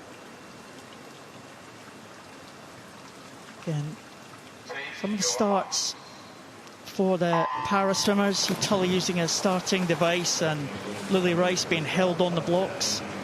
All these kind of adaptations to the start have to be approved by the technical officials. And some classes can be held on the blocks. Not allowed to add propulsion. You can't push the swimmer halfway up the pool. You can just steady them on the blocks and let them go. Be nice to see though, wouldn't it, Andy? I think Andy Jameson's amused by that idea. You know, when you said it, my mind was just thinking about how many different ways you could, I don't know what you call it, shoot a swimmer down the pool. Get one of those Middle Ages gun things that you just pull back and then whack them over the rampart walls. Wholly inappropriate, but quite funny thoughts. Well, you never know, it might come in. There you go. I think that should be a new Olympic event. Never mind Paris, should be everybody available. Evie Lambert going out ahead of the others. She's had a good week, Evie Lambert, hasn't she? Fantastic performances so far for Evie. At an entry time of 107, she's improved that to 106, continuing that good run of form for Borough of Kirtlees swimmer. Scarlett Humphrey, the British record holder in the S11 class. We'll watch out for her swim there. Scarlett in the S11 classifications, 1:10.42 was her British record, and she's gone 1:10.83. I think it's probably Scarlett's best swim of the week, I would think. Brock Whiston back in the water again after that breaststroke. That's a quick turnaround for Brock. And let's have a check of Tully Kearney here at the top. 1:19.15 for Tully Kearney. Qualifying time for Singapore, consideration time is 1:20.56. So well done, Tully. Another one to add to the list. Tully Kearney, I think, becomes number 14 if that result is confirmed, and if my maths is correct. Well done to the Humphreys. There we go, the blacked-out goggles being checked. We saw the tappers at the end of the lanes. I think Scarlett Humphrey will be delighted with that. She's been off her best times this week, but she's right on her best time there. There is the result in terms of time. Rebecca Hardy-Bishop, a nationally classified swimmer as well, so the international classification swimmers will get priority over her. But right at the bottom there, Tully Kearney, 1:19.15. She's the lowest numerical class, so the highest level of impairment. And she has, I think, got inside that Singapore qualification standard. So another one to add to the list. Well, thank you, Paul. Quite a few para-athletes in this as well. There's 1, 2 and 3, and then 6, 7, 8 and 9. This heat 3 of the women's 100 metres freestyle, and really delighted to be joined by Anna Hopkin. Goodness me, British record holder on this 100 metres freestyle.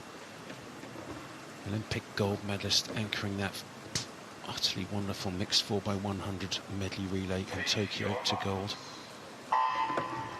And I've got to say, Anna, one of the few people who've gone head-to-head with that absolute superstar American sprint male freestyler and beat him head-to-head. Yeah, I mean, he got a bit of a... I got a bit of a head start, I guess, but I can still say I beat him, so it's a pretty cool stat to have, I guess. You know, the record books won't know you got a head start against Caleb Dressel, but you took him on head-to-head and beat him. That's fantastic. Evie Doherty of Repton Swimming Club, the fastest seed in this Heat 3. And first over, actually, is Isabel Price of Birmingham. Quite a few para-athletes in this as well, Paul. Yeah, we're looking out for British record holder Kellyanne Warrington. Well, see if she can dip under that qualification standard. 101.05. Faye Rogers and her, same classification. Faye Rogers been on absolute fire this week. It looks like Isabel Price in 3 in that white hat of Birmingham. Also in 4 is Eve Doherty of Repton. These two very close indeed. Oh, who got the touch? 7/100 splitting first and second. Price gets the touch from Doherty in second. Third was Kelsey Donovan. And that was mighty close for those first two. Gracious heavens. City of Birmingham athlete just getting over at Repton, but 7/100s and 58.70 were a lifetime best of 58.1. So 0.4 of a second lifetime best for the winner. That's really good to see. In fact, I think it was a full second for the winner. It's 0.4 for second. That's brilliant swimming. How about those para-athletes, Paul? Well, is it a surprise that Faye Rogers has just gone under the British record? By a tenth of a second, 101.00 for Faye Rogers. She is racking up the records here. World record in the 200 fly, got a record in the 100 fly as well.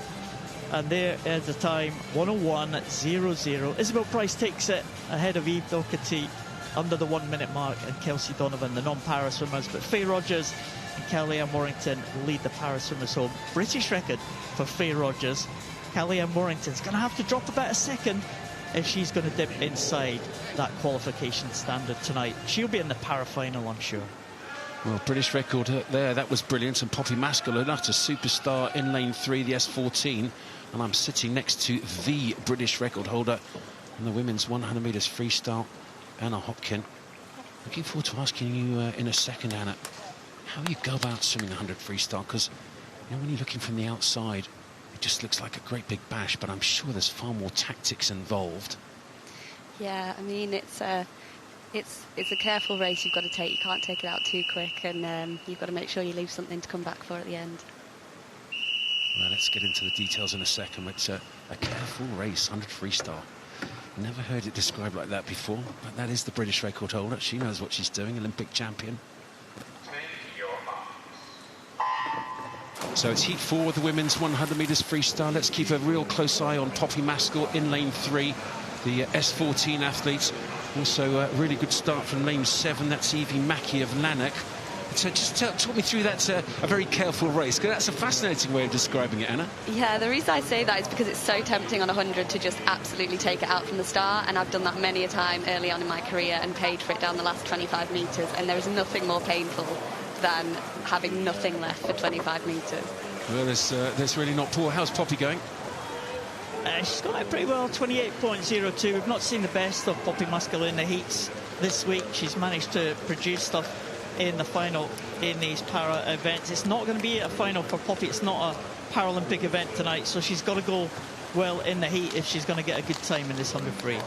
Melissa Turnbull of University of Stirling is going well in 5. Looks like she may well win this heat number 4 of the women's 100 metres freestyle. She does 57.6.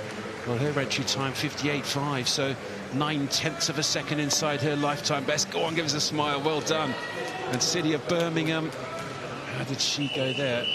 Poppy Maybert, I think it was, in second, 57.8 off a 58.5 lifetime best. So again, another 7/10 of a second lifetime best. Great to see such wonderful swimming in these heats.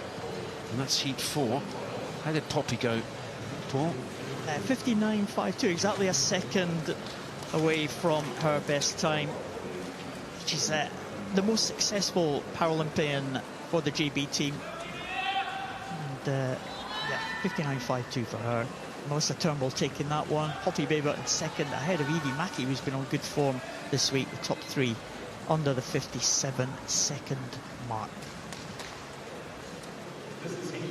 So here we go, heat 5 of the women's 100 metres freestyle. Emily Maxwell of Northumberland and Durham is the fastest seed, with Connie Davis in 5, Honor Fox in 6. I'll tell you a very funny story in a second. Anna Hopkin, ask her how many European gold medals she got. She said, oh, I don't really know. Multiple. Come on, how many? She said 4. And what do you think? Might be 5? Well, it's because there's multiple European championships, so I was kind of counting them up from our incredibly successful, from a female perspective, Europeans we had in 2021. But then obviously there's 2022 as well, so trying to add them up. So fun. It's great. I mean, what a lovely problem to have. Can't remember how many golds I won at the European Championships. Brilliant. Brilliant stuff. Connie Davis is going to be first turn, I think. She is indeed. 27.6 is quick to her feet.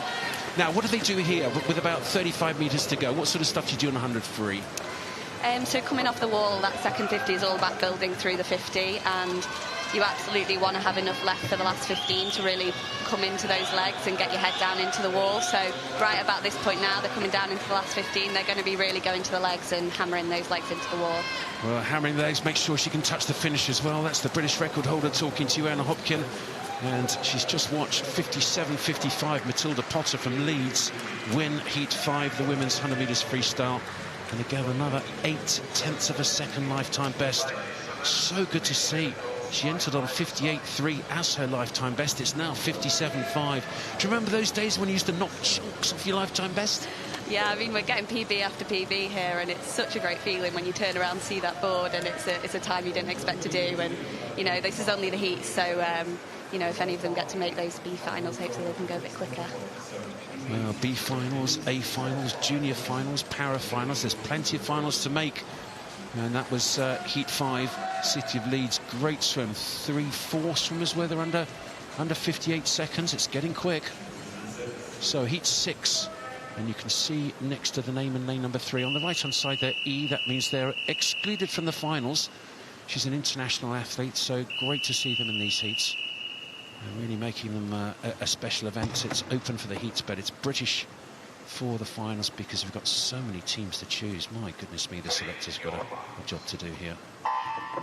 This is heat number 6 of the women's 100 metres freestyle, and I'm sitting next to Anna Hopkin, the British record holder on this, the 100. Do you prefer the 50 or the 100? I think for me it changes depending on the time and the year. I think towards the end of my career I actually really loved the 100 most. I think I enjoyed the tactics of it, the ability to change through the race. I think with the 50 you have to be absolutely nailed on for every single part of the race, and if you get anything wrong you could be a bit off your PB, and I think for the 100 there's maybe slightly more room for error and kind of the ability to rectify any mistakes throughout the race. It's wonderful to see. Certainly that men's last night, I just love watching Ben Proud did, and young Jacob Mills as well. Wasn't he good? Yeah. Unbelievable. That was a fantastic race between those two. And for Jacob Mills at such a young age to be, you know, fighting for that British Championship title is incredible. Well, it certainly was. The guy's that moves as well. He's only 17, but he's a massive chap. And 6, I think, got it. Yes, she did. Elizabeth Land of Newcastle, great swim from her, 57.62. There's a lot of swimmers coming in right on that 57.5, 57.6. And Elizabeth Land won heat number 6 in a 57.62. Ella Thornburg second from Crawley. Mia Collier third. Both of them under 58 seconds. So again, great swimming from them. And lifetime bests all around there. In fact, nobody yet seeded under 58. And we've had many 57s, haven't we? Look at that. 3 more here. Land wins it. Thornburg second. Mia Collier third.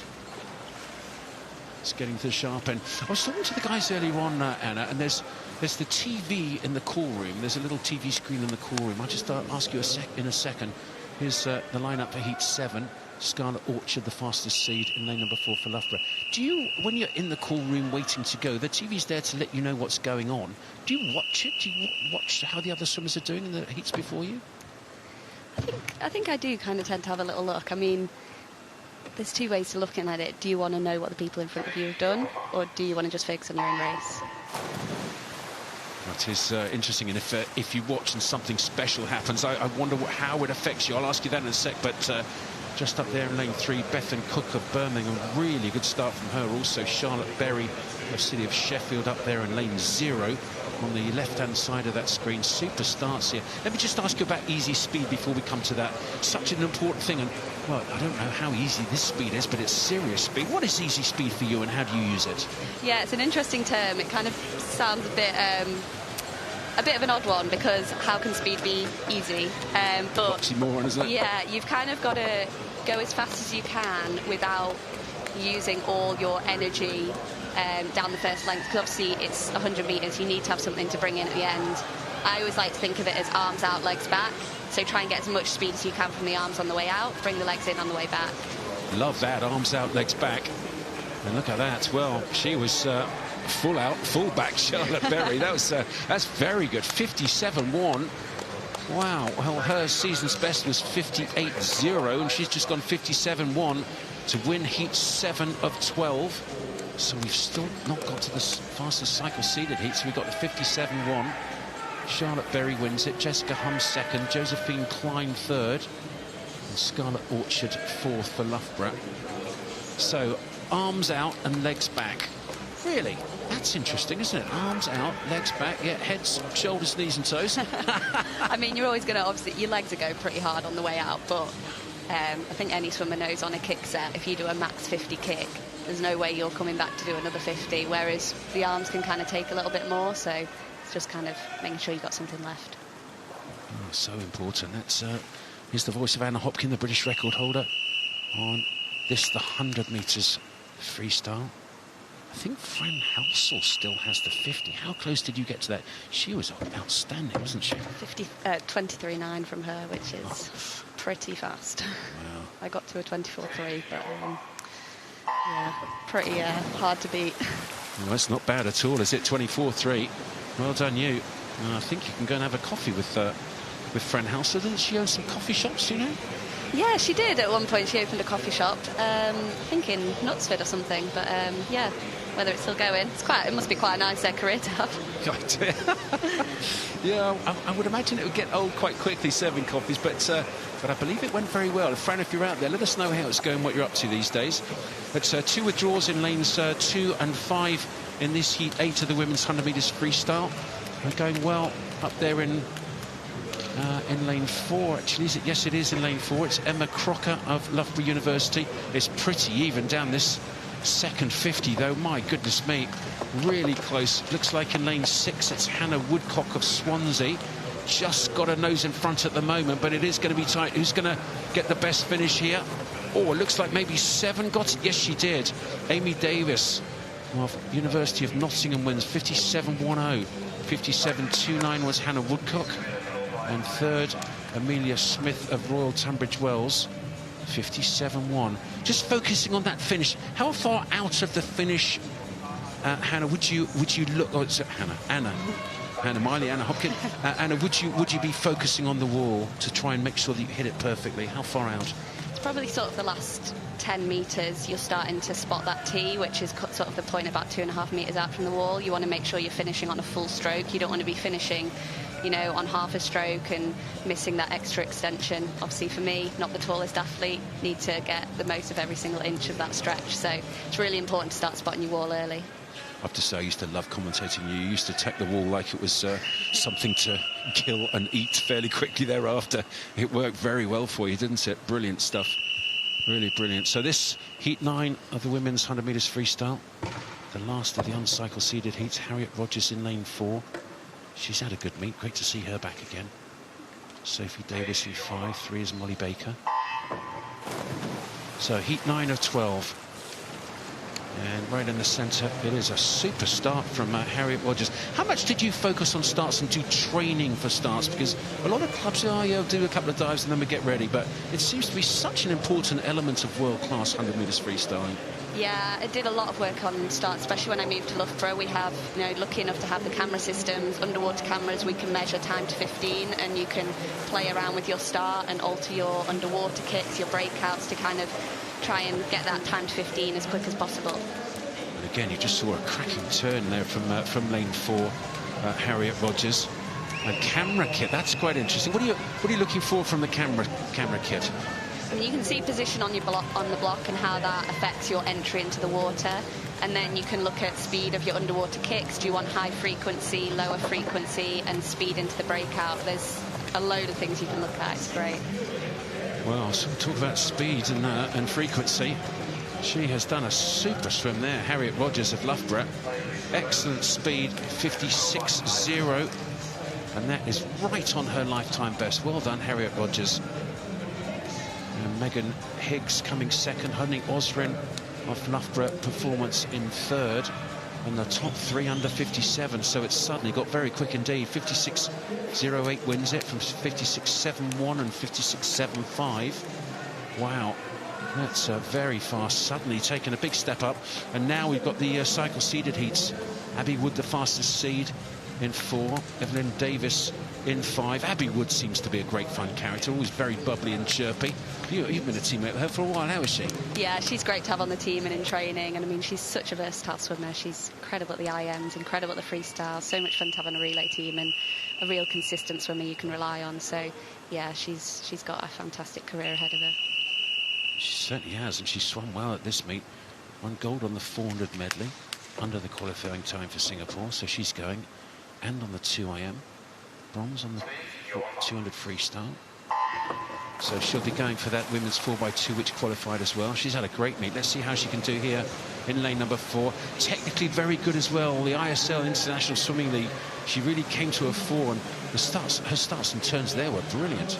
Yeah, she's a fantastic short course swimmer, and you know, Dave Hemmings is a real stickler for underwaters and turns and technical parts of the stroke. So you know, you'll often see all of his swimmers really nail those underwaters and often, you know, gain a body length off the turns. Let's watch the underwater here. What do you do to train for an underwater? Yeah, you'll see Abby stay down much longer than everyone else, and it's just a lot of it is lung capacity. You know, it takes a lot out of you, so you do need to train it.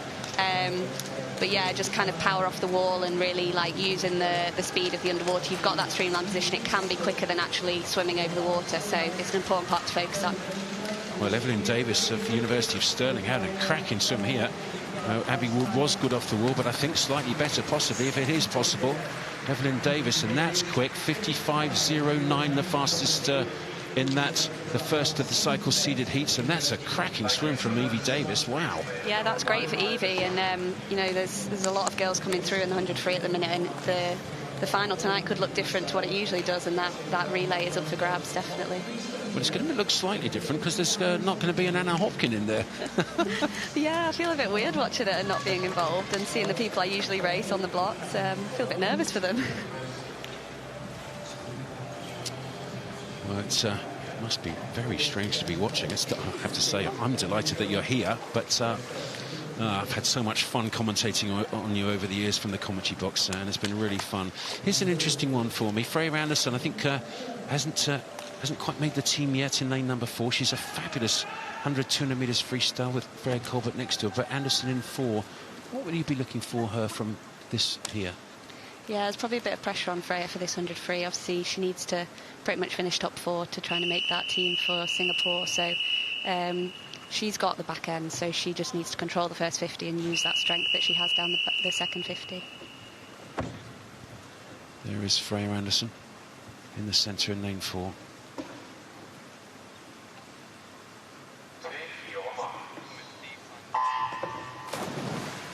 So Freya Anderson in 4. In 5, it's Freya Colbert of Loughborough Performance Centre.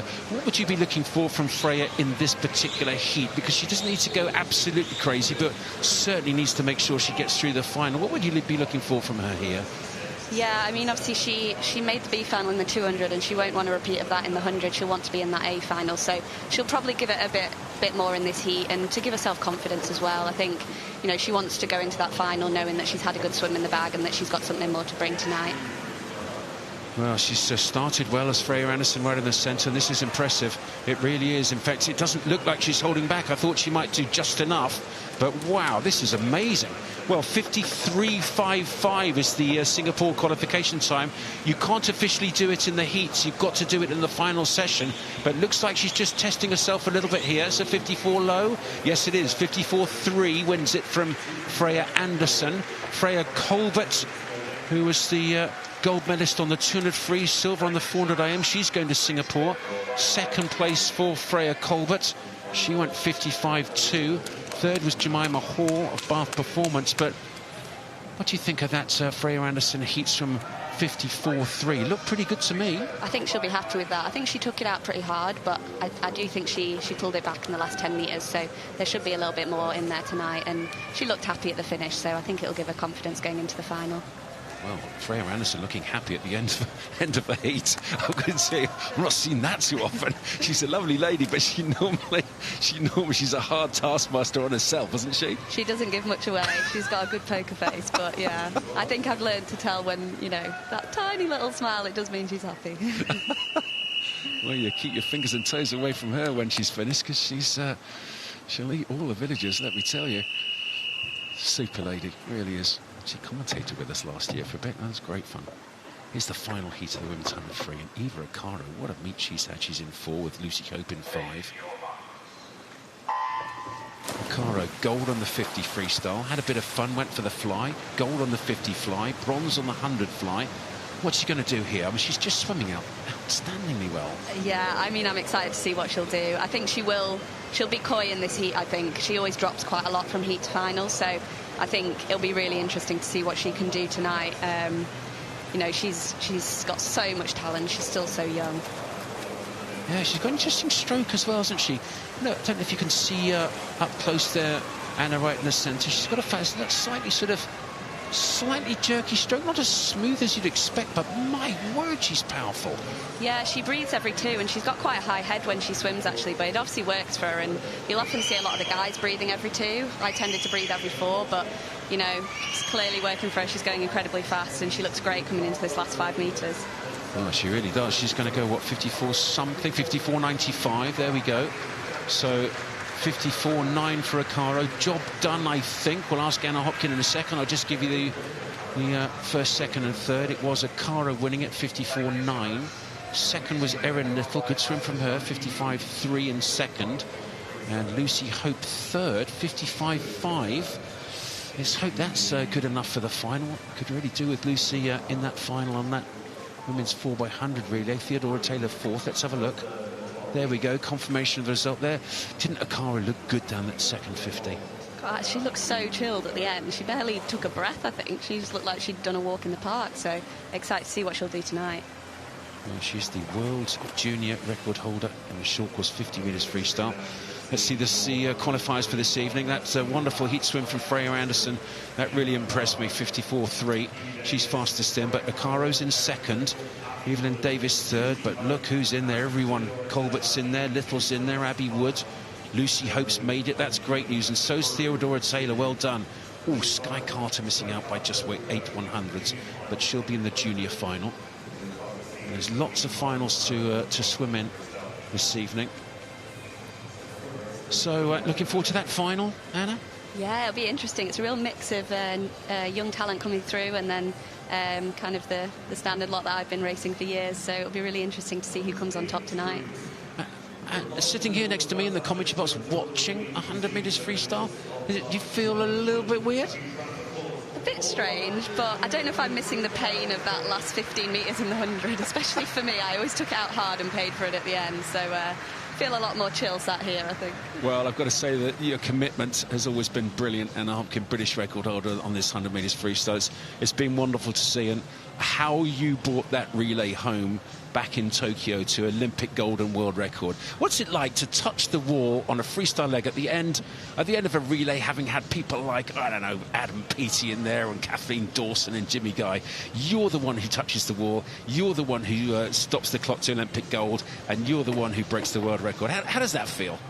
It's a bit of a strange one because obviously I was the one that got to touch the wall and see the board, see the world record and see the gold medal, but obviously it's a team event and I had 3 others stood on the side of the pool who I wanted to celebrate with, and I felt a bit, I didn't really know what to do, I didn't know whether to celebrate, it's a funny one. Let's just have Paul have a look at those para qualifiers. Yeah, there we are. Faye Rogers with that new British record, 101.00. Callie-Ann Warrington will also be in there. She's got to drop about a second to make that qualification standard, so it's 101.05 for the S10s. And we will have a B final for the para swimmers in this 100 freestyle. So that's another chance for some of the other swimmers to have another swim tonight. Maybe some of the national swimmers as well. We'll get to see them in the B final. Well, I have to say it's an exciting one coming up now, this men's 200 metres freestyle. It really is. Aquatics GB decided to put this one as the last event on the programme at this 2025 Aquatics GB Championships, and I know why. What a field it is. First field absolutely stacked with excellent para swimmers. Paul, take us through this one. Yeah, there's the lineup for the first of the heats. Harvey Phillips there. You see him right at the top of the picture. He is a swimmer in the S4 classification. All the other swimmers in this one are in the S14. So the S14 classification, those with an intellectual impairment. We have Nathan McManus from Plymouth College Aquatics in lane number 3. Jude Gunner from Norwich Swan, who's had a good week. He's in lane number 4. William Newton from City of Coventry in lane 5. And Jack Milne, teammate of Faye Rogers at the University of Aberdeen Performance. He goes in lane number 6. So we'll keep an eye on these swimmers. Again, there's a few para swimmers in the next heat as well. So these guys will be trying to make their way into that para final. 200 freestyle in the Paralympic Games. It is an event for the S14 classification. It's an event for the lower numerical classes as well, so swimmers from S1 to S5 will compete in 200 freestyle, as will the S14s.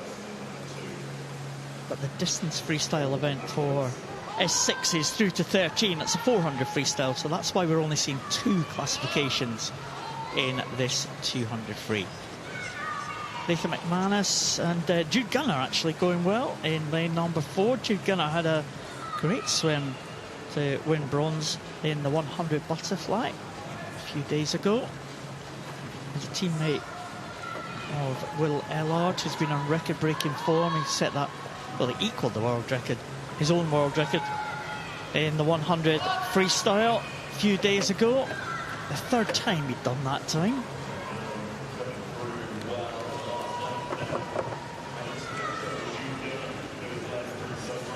Jude Gunner is going to lead them home. Let's check this time for Jude Gunner. He's got a PB of 207.20. He's going to be just outside that, I think. Not by much at all. 208.38. Jack Milne in 2nd position and William Newton in 3rd. So let's have a check there. Jack Milne faster than his entry time. So some pretty decent contest there at the front of the field with the S14s. And here's Harvey Phillips. Well, he is the S4 classification. Again, it's great to see Harvey competing at these championships. He's there or thereabouts on his best times. He's been struggling in recent times with a back injury, he was telling us. But he's a swimmer affected in all 4 limbs. He's the S4 classification. Basically S1 to 10, those are physical impairments, so go through the classification, S1's being most severe, S10 being the least impaired, so the S10s probably have minimal weakness and maybe 1 limb. We go down to the likes of the S7s and S6s, maybe affected in 2 limbs, maybe down 1/2 of the body. Go down into the S5s and S4 classifications, they'll be affected in 3 or 4 limbs, and S3 and below will be severely affected in all 4 limbs. So that's kind of how the classification works, and Harvey Phillips swims in the S4 classification. He used to have some fantastic contests against Lyndon Longhorn, who retired just recently, just last year. And Harvey, I think, missing his old buddy Lyndon Longhorn. But 3:47 for Harvey Phillips. Just outside his best time, 381 points. I think, that might be good enough to make it to para-final tonight. We will see. Jude Gunner takes it in terms of time, ahead of Jack Milne, who finished well. William Newton in third spot, Nathan McManus in fourth. And here's Harvey Phillips, 3:47.22. We'll wait and see what the points are when we get to the end of this 200 freestyle. We've still got more para swimmers to come, of course. All S14s in this second heat. Non-para swimmers go in the middle lanes. They should be a little bit ahead of the S14 swimmers in this one. Full lineup for this. Harry Stewart is right at the top. So from Plymouth College Aquatics, Jason van der Merwe, Newham and University of East London in one. Cameron Van Koon, Paralympian from Paris, Manchester Performance Centre. He goes in two. Non-para swimmers in the middle, James Froggatt, City of Birmingham, Luke Ibbison from Loughborough University, Jack Bamborough from City of Cardiff. And the lineup is completed by 4 para swimmers in the outside lane. Dylan Broom in 6 from Swansea University, Louis Lawler, Paralympian from Tokyo and Paris, City of Glasgow in 7. Rio Rogers will go for Basildon and Phoenix in lane number 8. And Mark Tomsett in record-breaking form in the backstroke. 2 European records in a day for Mark Tomsett. Earlier in this week, Bolton Metro swimmer goes in lane number 9. So we'll keep an eye on the progress of these swimmers as they go through the heats. Luke Ibbison, Loughborough University, just leading James Froggatt in the early stages there. Jack Bamborough in second. Best of the para swimmers is Dylan Broom from Swansea University. He goes in lane number 6, so we'll keep an eye on him. Dylan's entry time is 1:58.28. Just coming into the last turn now, Dylan Broom, well ahead of the other para swimmers, but right out in front of the field, Luke Ibbison. That entry time 1:55.08. Was in the B final last year at the British Championships. I wonder if he's going to hold on the fast finishing James Froggatt with those straight arms at the end. He almost took it, you know, but Luke Ibbison held on. 1:51.96 for him. Jack Bamborough in third, behind James Froggatt, and Dylan Broom just over the 2-minute mark, a season best for him. Mark Tomsett, it's a PB for him. He's been on good form this week, as I said, in the backstroke. I think the para swimmers might be good enough for all of them to make that para final tonight. So Ibbison takes it there. It's a good contest with James Froggatt in the end. Froggatt closing up, Jack Bamborough in third place, and Dylan Broom the best of the S14 swimmers, ahead of a lifetime best of Mark Tomsett, and Jason van der Merwe also just outside his best time. So that's the result of heat number 2. Heat number 3 will come up. We've still got one para swimmer to come, and that's Will Ellard, and he goes right at the end. He's in with Matt Richards, Andy. Doesn't surprise me. 2 superstars, Will Ellard and Matt Richards. What a head-to-head that is. It's quite brilliant that Ellard is in the same he's in the same heat as someone like Matt Richards, Olympic silver medalist, 200 freestyle. My word. Heat 3 of the men's 200 freestyle. Monty Smith, the fastest seed, in lane number 4. So Smith in 4, Braddock in 5 of Swansea. 3 down there is McKinnon of City of Glasgow. Oliver Murray of Millfield in 2. Looks like it maybe at lane 3 here. Rory McKinnon City of Glasgow, the fastest down this first 30 metres or so. And again, joined by Anna Hopkin, British record holder, 100 metres freestyle. Pretty darn fast on the 50 as well. How many 200 freestyles did you do, Anna? Oh, I could probably count on one hand how many I did long course. Got my coach in America, Neil Harper, got me to do the 200 short course yards, which is about 180 metres. So I don't know if that counts, but I did all right at that, to be fair. Not sure I'd hold on for that last 20 metres. Well, on the basis of I did a similar thing on the 200-yard fly, and it was as far as I could possibly go. The wheels pretty much fell off, but I was just slowing down, but glided into the finish. Had a great time doing that, I have to say. You were excellent in the short course pool over in the States with Neil, weren't you? And I think you still got one of the fastest times in history. Yeah, I think it was the fastest relay split for a while over 50. I think it might have been beaten now, but I absolutely love swimming short course yards. It's all about the starts, turns, and just absolutely all-out fast swimming. Oh, it really was wonderful to see. Rory McKinnon of City of Glasgow going out well down this first 150 of heat 3 of 9.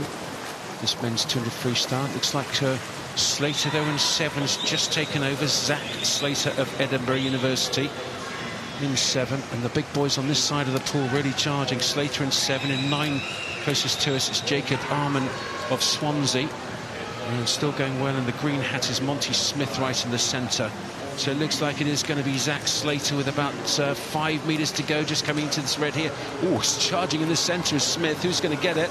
It is Zach Slater. Great swim from him, 1:53.49. That's the new lifetime best by 1.5 seconds for Zach. Give us a smile, Zach.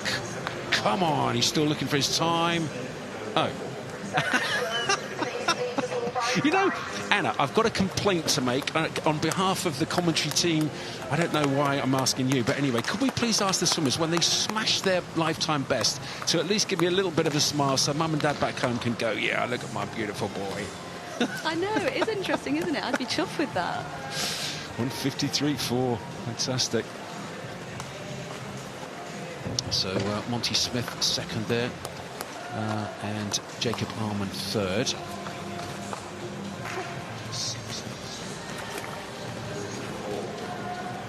Heat 4 of 9 heats of the men's 200 metres freestyle. Andrew Bertoli is the fastest seed in lane number 4 from Stirling University. Dan Jones next to him, he's quick. Joshua Howard Hughes in lane 3. This is heat 4. Here we go. Just 9 heats, but I've got to tell you, this is the most extraordinary event in Great Britain. And 4 guys pre-selected for the World Championships team. Look at the start there, right in the centre. Well, is he going for a time trial here, right in the centre? This is in lane number 5. That's Dan Jones of Swansea. Is he going for a time trial? This is ridiculously quick for a 200, surely.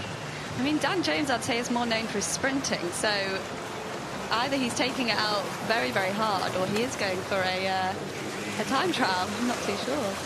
Wow. Well, 24. If he keeps this going, I think we just need to check the world record, because this is quite phenomenal. Look how fast he's going. He's starting to get into a rather comfortable, smooth-looking stroke here. It looks more like a 200 stroke now. That first 50 looked pretty much like a 100-metre sprint. I guess if you're known for your sprinting ability, using that down the first 50, maybe that's the best tactic on a 200. And let's just hope he can hold on for the last 50.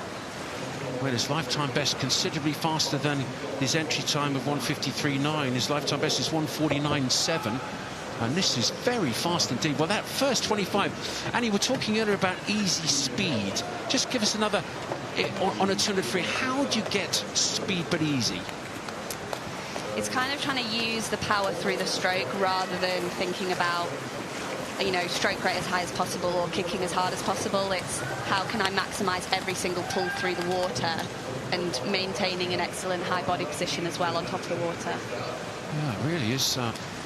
Well, it's such an interesting concept, easy speed. It's massively important, but look at this swim.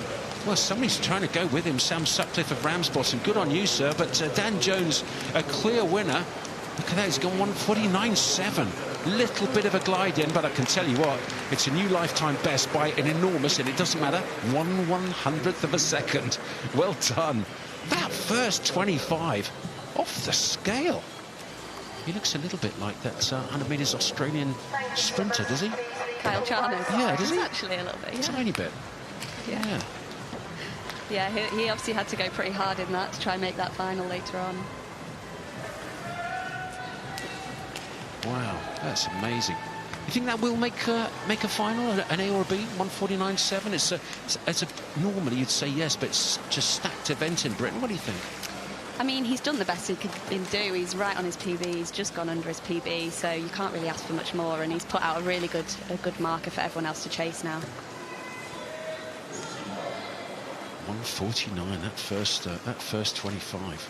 Gracious me, Dan Jones knocking the lights out. So this is heat 5 of the men's 200 metres freestyle. Sean McCann in lane 4, the fastest seed. Had a really good 800 freestyle, so nearly got a medal. Really impressive swim from the Loughborough University student. McCann's in 4.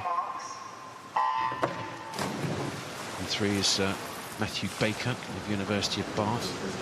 Of course, Karaka of City of Leeds. He's an excellent youngster in lane number 2, the junior. But going out quickly in 5, Angelo Gianni Contini. Fascinating watching the various different strategies. You look at Contini here, Gianni Contini, how fast he's going. Do you often have absolute bolters going out really quickly on the 100 freestyle?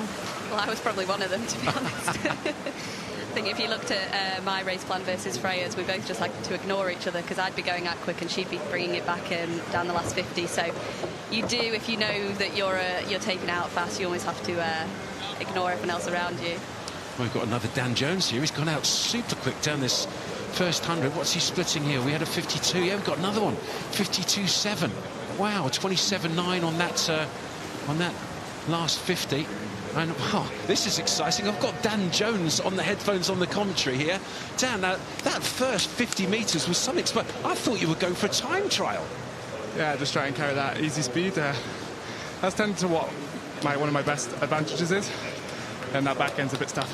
Yeah, no, but it went really well. New lifetime best, 24.60 of feet. Is that what you were looking for? That's quick. I'll take that. I think it's actually the first time I've raced it shaved and tapered since the Commonwealth Games final. So yeah, I'm happy with that. I'll take it. I've worked through into the meet, I think. Yeah, that's fantastic. So how are you feeling now? A bit knackered, I'm guessing. Yeah, it was like a no-pressure swim, but from the 50s from last night, it's a bit of a change of rhythm. Yeah, it's a really great swim, especially for a 50 swimmer. I couldn't imagine doing a 200. It's a great job. Well, we've had a 150 in this to win this heat, but that was Dan Jones talking through that amazing swim, really amazing swim in that previous heat. 1:49 still the fastest, so Angelo Gianni Contini wins heat 5 of the men's 200 metres freestyle. Sean McCann 1:52.2 coming in second, and that well, another 1.2 second lifetime best. Sean McCann's had a good meet, hasn't he?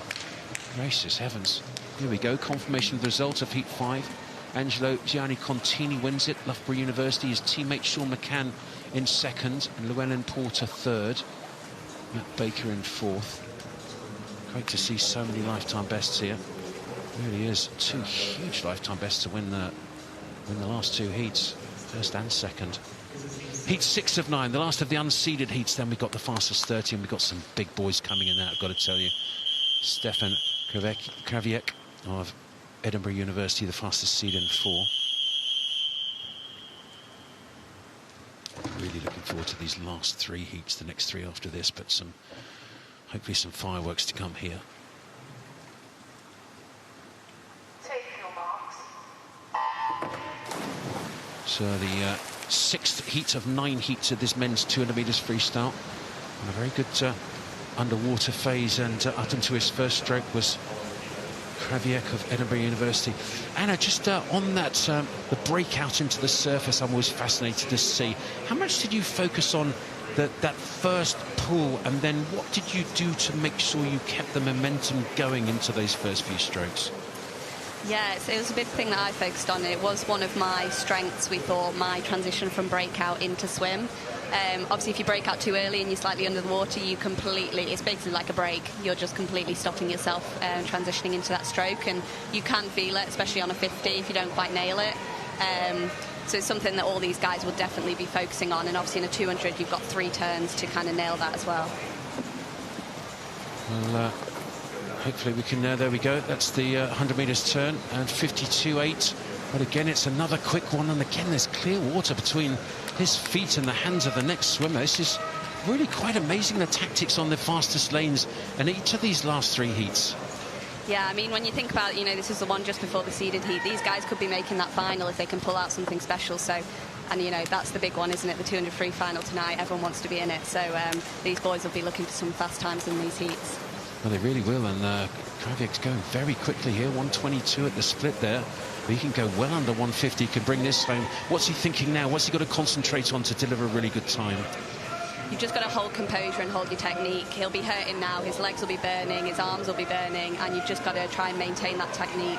Don't let your stroke get too short. It's getting close as you come into this wall, and you've just got to try and maintain that lead and hit that finish hard. Well, he's done very well, mighty tight in the end. Good to speed, 151.52. The early pace, I think he ended up paying for it a little bit, but 100 points for guts and determination and attack there. 151.52 wins it, from 152.72 second, and then 151.79 third. So 7/100 splitting second and third. And a really gutsy swimmer. Dan Jones still the fastest with a 149. That really is great stuff from that earlier heat. Well, Anna Hopkin, we're if it's okay with you, we're going to bring back the Welsh rocket Dan Jervis into the commentary box for the last 3 heats of this men's 200 metres freestyle. But it's been fantastic having you join us for the women's 100 metres freestyle and the men's 200 metres freestyle. First time in the commentary box. Have you enjoyed it? Yeah, it's been great. A bit weird being on the other side of it, but still a little bit stressful actually, but quite stressful watching it. Really? Good fun talking about it though. You'd never know. You're a fantastic talker. We'd love to have you back in the commentary box again sometime soon. But British record holder Anya Hopkin on the 100 free, thank you so much for joining us. There's Max Litchfield, and he goes in heat 7. And there's Jimmy Guy. What can he do here? Quite a few people thinking he could win it, And Tyler Melbourne-Smith in 5, Evan Jones in 6, Litchfield in 3. What's going to happen here? This is going to be fascinating. Heat 7 of the men's 200 metres freestyle. 7 of 9. Jimmy Guy right in the centre. Max Litchfield right there as well, and both Dan Jervis's teammates at the Olympic Games. So here we go. We've seen 149 as the fastest so far. I fully expect it to go off the scale quick here. Jimmy Guy never goes easy, and this is going to be fascinating to see how he attacks it. Evan Jones also going fast from Manchester Performance down this first 30 metres or so. And who's got the audacity, the guts to have a go and try and go out with Jimmy Guy in 4 from Manchester Performance? If anyone's got the audacity and the guts, Andy, it is James Guy leading that first 50 in 24.58. He is the world champion at the 2015 World Championships in this event in 2009 in Kazan. He's really pushing this first 75. He's not slowing down. He's looking great. Well, last year it took 147.7 to make it into the A final, and right here, Jimmy Guy looking good. Certainly doesn't want to make any mistakes, doesn't want to leave it to chance to make that final. Now, these guys really need to step it up if they want to be sure of making it through, because there's 2 absolutely stacked final 2 heats of this men's 200 free. Jimmy Guy leading. Second is Evan Jones. Between the 2 of them, Tyler Melbourne-Smith starting to come through. Max Litchfield's got some work to do if he wants to make it through to this big final. Jimmy Guy over first, and then the charge is coming. This is fascinating, really is. Good underwater from James there. Finishing that first 150 in 1:18. He's going very quick. I think he's on for about a 1:46 here. Well, it is a Jimmy Guy-esque swim, isn't it, from the man in the centre. He just seems to be on fire at the moment. He looks lovely, doesn't he? He looks so smooth, so strong, turning it off now. Oh, my word. Look at that. Oh, so easy. 146.8. Poetry at the end there. Really was beautiful. 147.46 was second, 147.48 was third. 2 100 split those two, and I've got to tell you, it's dangerous to be third in a heat here. He swam well, Evan Jones. It's a huge lifetime best, so if you're going to come into a championship like this and you want to make the final, there's Matchlick's field on the right-hand side of that. He was fourth, 147.8. I think that's very dangerous. So to make this final, who knows, but certainly 147.48 must be the target for the next three heats. What a lovely analogy then, finishing the race like poetry. He did look as if he was, though. James Guy winning that heat in 146, amazing heat there. Tyler Meldon-Smith, 147, and third, Evan Jones. Max Litchfield coming fourth in that. Very close between second and third in that heat, 0.02 of a second. So close, wow. Well, look at this one. Look at this one. Gabriel Shepherd, the fantastic youngster. He goes in lane number 2, and then you've got Hutchison in 3. Duncan Scott in 4. There he is. He's had a cracking meet so far. Gold on the 200 fly, brilliant swim there. Gold on the 2 IM. There's Charlie in lane 3. Now we've got Kieran Bird. There's Jacob Mills as well. Well, he's in lane 8. What can he do on this 200? We had no idea what he could do on the 100. He made the World Championship team. Brilliant on the 50 as well. What can he do on this 200? There's Kieran Bird. Swam the Olympic 4x2 free relay and the heats where the finalists got the gold, so he's got an Olympic gold medal. Wow. Take your marks. Alex Painter of Millfield in 6 is not slow either. He's had a very good season at Florida Gators. So let's watch Duncan Scott. He's swimming very differently here at these championships. We've seen him really attack it very hard down the first phase of the race. Normally we see him go nice and comfortably and then try and come back. And it's generally worked, but he's missed out on a medal by his Olympic Games 200 metres freestyle back in Tokyo. It was gold to Tom Dean and silver to Duncan Scott. And it was so close. It was absolutely charging back was Duncan Scott. Well, first 25 of that 50 was Alexander Painter. He used the full first 15 of that underwater as you're allowed. But coming back strong on the end of this first 100 is Duncan Scott. I think he's going to probably try to get clear water between him and second place by the end of this race. Well, very good indeed. Well, this is a bit Jimmy Guy-esque, isn't it? It's another similar style of swim. Get out there and then just hold it. And he looks very, very good, does Duncan Scott here. And all I'm delighted to say that I've got Jimmy Guy with me. And Jimmy, that was a really good heat swim. It looked very comfortable at the end. Went out quite hard. What was the tactic? Yeah, I kind of feel like this morning was trying to make it back. So obviously it's all it's all kind of quite tight in the morning on a 200 freestyle being the last day. But yeah, job done, and hopefully secured through to the finals. And it's not easy to make the finals at these British Championships, is it? No, it's not. No, it's especially the last day. 200 freestyle is a pinnacle event for us. So yeah, everyone wants to be part of that 4x2 freestyle relay team. So it's always kind of quite tight in the morning, really, to get the job done. And Duncan Scott's swimming pretty similar to how you just swam it as well. It looks like Duncan's going to maybe push it a little bit harder, but 146 as well, maybe 147. Ooh, 147, a little bit slower. How are you feeling about Duncan Scott's 147? He's copying me there. That's what he's doing. I've taught him the way to do it. I won it 10 years ago, and I've set the way. So yeah, no, fair play to him. He's a good lad. So I think the main thing this morning is just make it through to the finals, and then that's where we'll try and give it the beans. What are you looking for tonight then? I can't really tell, mate, to be honest with you. Keep my cards close to my chest, but yeah, I think anything faster than my PB would be great. I think anytime you try and swim, you should always try and aim for that. That's probably the most important thing. So yeah, that's probably it, really. Fantastic. Well, Jimmy Guy, go and swim down. I don't want to hold you up, but thanks so much for having a chat with us, and well done this morning. Good luck tonight. Thank you. Cheers, guys. Excellent. Well, there's the results of the next heat. A little bit slower than Jimmy Guy. Oh, guys, this is so exciting. It's like a game of chess, isn't it? Human chess. Who's going to do what, when? Which lane are they going to get? Who's going to be next to who? And look at this as the last heat. Joe Litchfield in 3. In 4, Matt Richards. 5, Jack McMillan. Well, Richards and McMillan both got Olympic golds from that 4x2 free relay. And also down in, where is it? Lane number 8. Now we've got William Ellard. And Ellard, the para athlete, the S14 from Norwich. And what a heat he's in.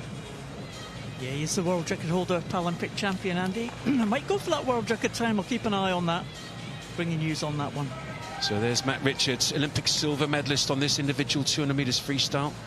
Also in the 4x2 double gold medalist. And there's Jack McMillan, University of Stirling. I know he wants to make sure that he gets on this team again. They all do. It's basically almost a guaranteed world level medal if you can make the team, but you've got to get on it. It's almost hardest to get on the team, never mind swimming at the World Championships. It is harder to make this team than to medal at the World Champs, 100%. The final heat, 200 free. Well, 149.7 is the top 8 at the moment, but I expect a lot of these guys to be well under that. A really good start from Joe Litchfield up there in lane 3. Matt Richards in 4. And simple thing, I think, here, Dan Jervis. No mistakes. Make sure you're through to that final. You can't win the A final from the B. No, and these boys are all veterans, pretty much. Coming in first to this turn is Joe Litchfield. He's having a stormer of the first 50 here. 24.96. That is rapid for the first length. Well, it really is. And they're going well as Joe Litchfield. He's got great starts and turns. Super starts and turns. So here we go. It's the big guys who look pretty comfortable down these first 100 metres or so. Freddie Ashley Sparks from Wickham up there in 1, also having a go. That's interesting. And we've got Duncan Scott joining us as well. Duncan, good solid swim. Looked pretty comfortable to me. All right, cheers, yeah. Thanks for that, man. How did it feel? Yeah, pretty hard. It's a 2-3. 2-3 in the morning is always going to be tough. You know, that first heat really sort of set the tone, which was nice. You know, they got after early, which is good to see. And yeah, I'll need to see what lane I'm in. But yeah, look, I'm pretty happy with that. You know, it's always a really exciting one. Everyone gets after it for tonight, so it makes the 2-3 heats a little bit nervy, but look, I thought there were some great swims in there this morning, and we need to see what this last heat does. Well, we were talking to Jimmy Guy in exactly the same position as you are about 2 minutes ago, and he said Duncan Scott's just copied my tactics there, done exactly what I did on my heat. What do you think of it's all Jimmy? About Jimmy. Yeah, you know, obviously I asked him what my race plan should be this morning, so I just copied him. Of course you did. Yeah, right, cheers, bye guys, see you later on. Good luck tonight. Well, that's 148.1 from Matt Richards. Jack McMillan second, 148.5. And Freddie Ashley Sparks, super swim from him, 148.9. That's very good from the Wickham District swimmer. So Jimmy Guy is going to be in fastest tonight for that final, but oh, the lane assignments are going to be really interesting. And what I love about this whole thing, Dan, is they're all great mates, lots of banter, but goodness me, it's going to be daggers and fighting to the death in the final tonight. I love it. Yeah, the friendship racers are going to be off in call room tonight. They are not going to be friendly. As soon as that whistle blows from the referee, friendship's out the window. The result of the heat 9 of the men's 200 freestyle, the final heat. Matthew Richards going in first, winning first at 148. Jack McMillan followed closely second by third, Freddie Ashley Sparks from Wickham. So the qualifiers for this final, let's have a look. This is going to be fascinating. Oh, look at that. Jimmy Guy in 4, in 5 Duncan Scott, in 3 Tyler Melbourne Smith. That's interesting. Then you've got Evan Jones, Litchfield's there, Richards in 6. Wow, 4, 5, 3, 6, 2. Wow, what lane is he going to be in? 7. Wow, that's going to be fascinating. McMillan's in there. Painter's made it. What a final that's going to be. Well, pretty much as expected, the fireworks tonight. Do not miss that final. Oh, wow, it's going to be an absolute cracker. Oh, Litchfield just missing out. And Kieran Bird as well. Oh, my word. Well, they'll be in the B final, so we'll see them again. And there's a couple of fabulous juniors as well in there. Gabrielle Shepherd. And it's Jacob Mills as well. Oh, there's going to be, well, the B final's going to be something to watch, isn't it? Do not miss the B final. That's they kick off at 6 o'clock, but some cracking races there. Some brilliant races, and you know, we do see Matthew Richards going into this final in lane 7. That does, I know to some, sound like an outside lane, but Matthew, just remember, last year did win silver at the Paris Olympics from lane 1. So he's got a lane, he's got a chance, and Matthew's got a very good chance. Well, that is very, very interesting. And the fact that Matt Richards has decided to just be in lane 6, that's phenomenal. In fact, it's 7, isn't it? 4, 5, 6, 2, 7. Here's the para qualifiers.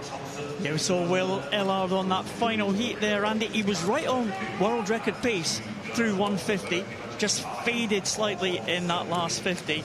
154.36, phenomenal time though. He will be in the para final, have another crack at that world record for the S14 class. There are actually 2 swim-offs taking place at the same time. In lanes 2. Well, I've got to say, I'm absolutely exhausted watching that. Trying to work out who's where and what. It's a fascinating challenge, isn't it? It really is. Well, we've got a swim-off here, and there's 1 race, but there's actually 5 swimmers. So there's 2 races within the race here. So in lanes 5, 6 and 7, there's a swim-off for 7th and 8th place in the junior final. It's Thomas Williams, Jensen Norris and Miles Kinlan. So they're going to be trying to get those 3 guys trying to get one of the 2 places still available for the junior final in this 50 metres butterfly. And then lanes 2 and 3, Robert Shaw and Kieran Lennox going for the 2nd reserve place in the B final of the 50 fly.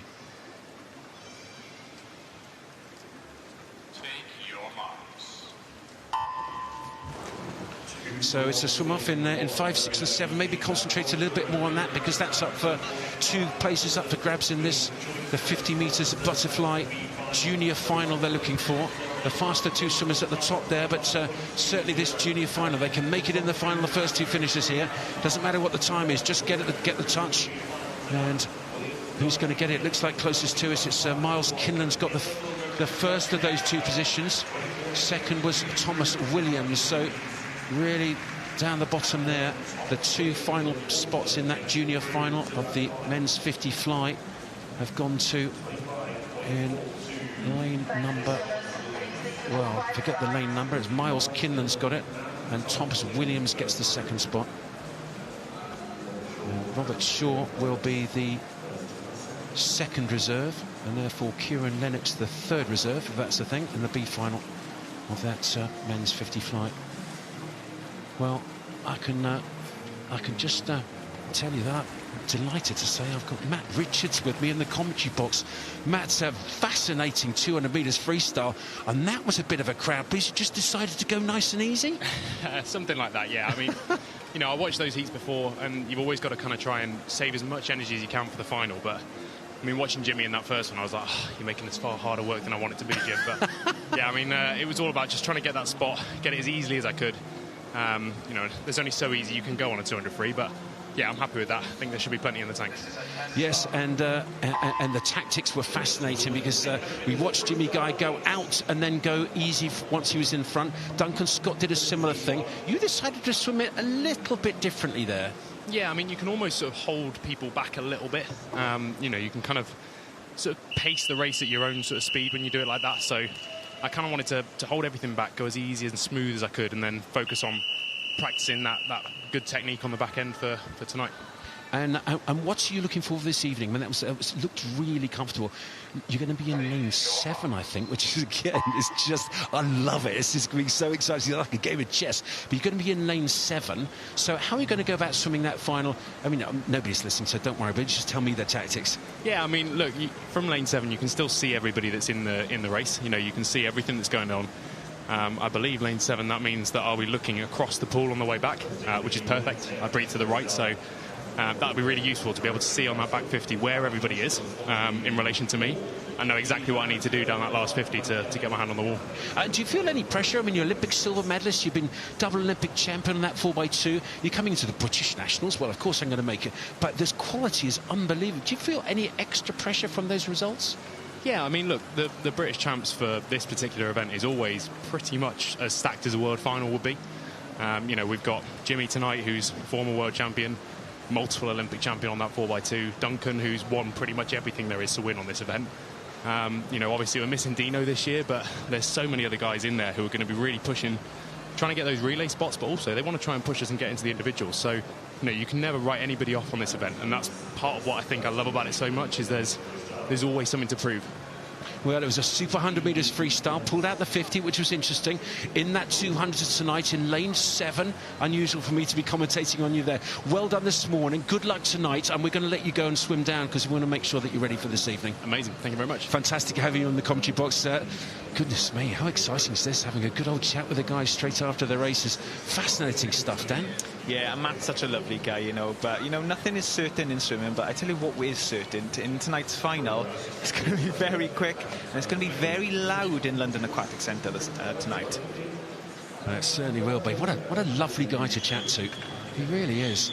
He's an absolute superstar, but so relaxed, and just looks like he's just on a little bit of a tiny training set there. Amazing. This is the first heat of the women's 800 metres freestyle. And we're coming up to the 200 metres turn. And in lane number 5 here is Evie Hans of Mount Kelly, swimming very well. Started off, well, pretty quickly, 2:13.6. That last 50 was 34.75. 34.74 or 7.3. 2 100ths faster, but very, very little difference between these two. In lane 4 is Abby Mitchell, and it started well. We've got another fabulous guest just join us in the commentary box. I will be asking Dan Jervis to keep us updated on these races, but really fantastic to be joined again by Chief Exec of Aquatics GB, Drew Barron. Drew, welcome back to the commentary box. Pleasure to be back again. It's great fun to have you in.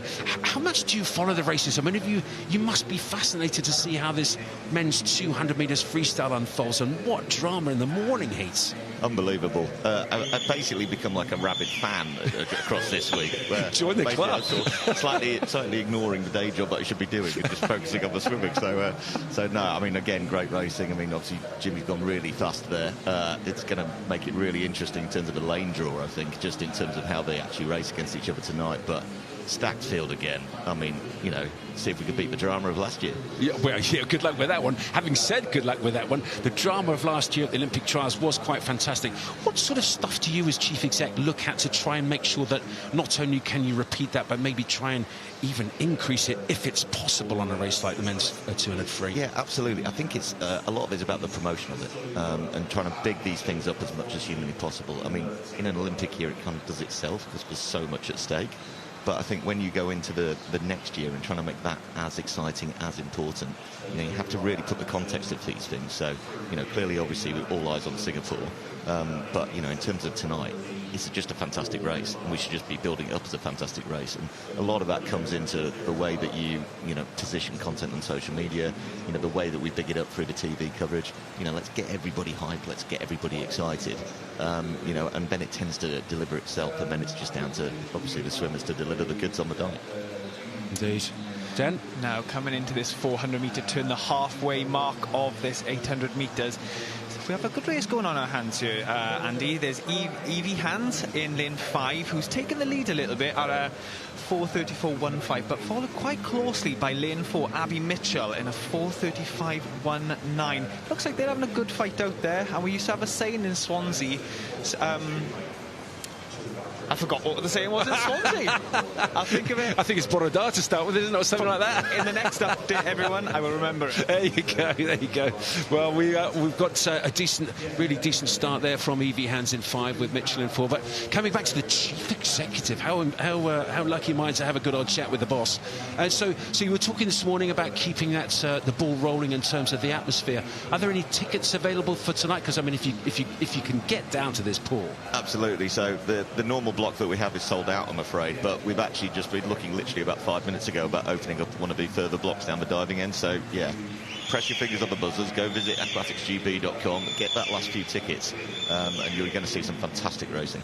Oh, you really are. Has this week unfolded as you would hope for as the Chief Exec? I mean, you've got the performance guys all up there analysing the stats and the data and getting the teams ready, the selection policies. You've got some super selections going on at the junior level and at the senior level. But from your angle, is it unfolding as you would like it to be? Yeah, I think so in many ways. Actually, it's better than it's gone better than I thought. I kind of look at it through two kind of clear metrics, like the performance metric, which, you know, how is everybody racing, how's the times, how are the swimmers, we're picking the teams right across the levels. You know, even looking at some of those juniors coming through, it's really encouraging the amount of juniors who are making finals now, you know, and really swimming fast. So that's really encouraging into the sort of longer term view. So from a performance perspective, TB's all over the place, great racing. The other side of it is obviously, are we growing it as a spectacle? Are we growing the profile? And again, just fresh enough to think, I mean, we've gone past 1 million views on Instagram Reels alone, literally today, and that's only obviously one metric. So clearly we're actually engaging the audience's excitement around it, and I do feel like we've moved it on another step again this year, both from a performance perspective and a profile perspective. With some of those media clips that you've been putting together, I mean, I listened to one, I've got to say, I got the little goosies running through me. It was an outstanding set of clips. I really love the promotional videos and little clips that you put together. Dan, just give us a quick update here on this first heat of the women's 800 freestyle. So we've just got to the 600-metre mark, and pulling ahead now is Evie Hans. She's looking really strong, and if you notice on this length, so on the way down the pool on the odd 50s, Abby Mitchell is looking to her right, so she's watching Evie, and you notice on the odd 50s she's catching up a bit because she can see her, but we do notice her drop back a little bit on the even 50s because she is looking away. So it will be interesting to know how she's going to finish this race, because on the way back on the last 50 she's not going to be looking at Evie in lane 5. Well, she's got 3 lengths to go at that turn, so just about enough time to ask Drew one more quick question, if you don't mind, Drew. I mean, you've been in the job now, I think it's 2 years, something like that? Yeah, that's right. Has it gone as you expected? I mean, in terms of goals, what is it that you've achieved that you're really delighted about, and what do you still want to try and deliver for the next 3-year cycle, 4-year cycle? I think when I came in, it was very clear that it was, as a sport, it had huge potential, and we weren't really hitting that. So in many ways, actually, we made probably quicker progress than I thought, and that's down to everybody being open to looking at new ways of doing things. So a lot has gone right. As ever with these things, you know, when you innovate and try new stuff, you know, sometimes it doesn't go quite the way it happens. So I'm kind of very lucky in a way that most of the things that we tried to do have worked. There'll come a time when we try to do things and it may not be as successful, but there's lessons in that as well. So you shouldn't be afraid of that. And I think the willingness of the sport in totality to try and do different things, to try and present itself in a different way, that's what's made us grow at pace, and obviously it helps the fact that the teams are performing brilliantly, and obviously the athletes that we've got right across the sport, from, you know, the senior teams all the way down to the junior teams, are genuinely challenging the world's best right across the system. So if you've got that key magic ingredient of success, then clearly that gives you the platform to do all the other stuff. But the speed with which we've done it over the last couple of years has been, for me, the most pleasing bit. We are seeing Evie Hans really push forward on this last 25, no, last 15, sorry, but Abby Mitchell's not giving up. Followed quite closely in third, Amber Hinton. And there we go, Evie Hans wins the heat in 9:16.07. Very good, so just off outside her personal best of 9:17. Abby Mitchell 9:17, coming in second, and third, Amber Hinton. We're just coming into the finish here in lane number 3. There we go, completing that first heat of the women's 800 metres freestyle. It's Catherine Noble. Catherine representing Newcastle swim team. Super swim from Evie. Easy from Evie. Easy win. That's a cracking win, wasn't it? It really was. 2:16.0. Excellent swimming from these 4 women. I just have a shout out to, well, first I'll go through it. Evie Hans won that heat in a 9:16, followed closely by Abby Mitchell, Amber third in second, and Catherine Noble in fourth. Now, I have to say, Andy, Catherine swam a lot of that race on her own, and fair play to her. Swimming at the back of the race on your own is really hard, especially doing these distance sprints. So hands down to Catherine. She really kept her head together there. Going into heat 2 of 5 now. Eleanor Kay from Bolton Metro Swimming Squad going in lane 4. So heat 2 of the women's 800 metres freestyle. And if it's okay with you, Drew, if you don't mind, can we just have you for one more heat? Yeah, that's absolutely fine. I know you've got some other guests coming in as well, so we'll make sure it's quick.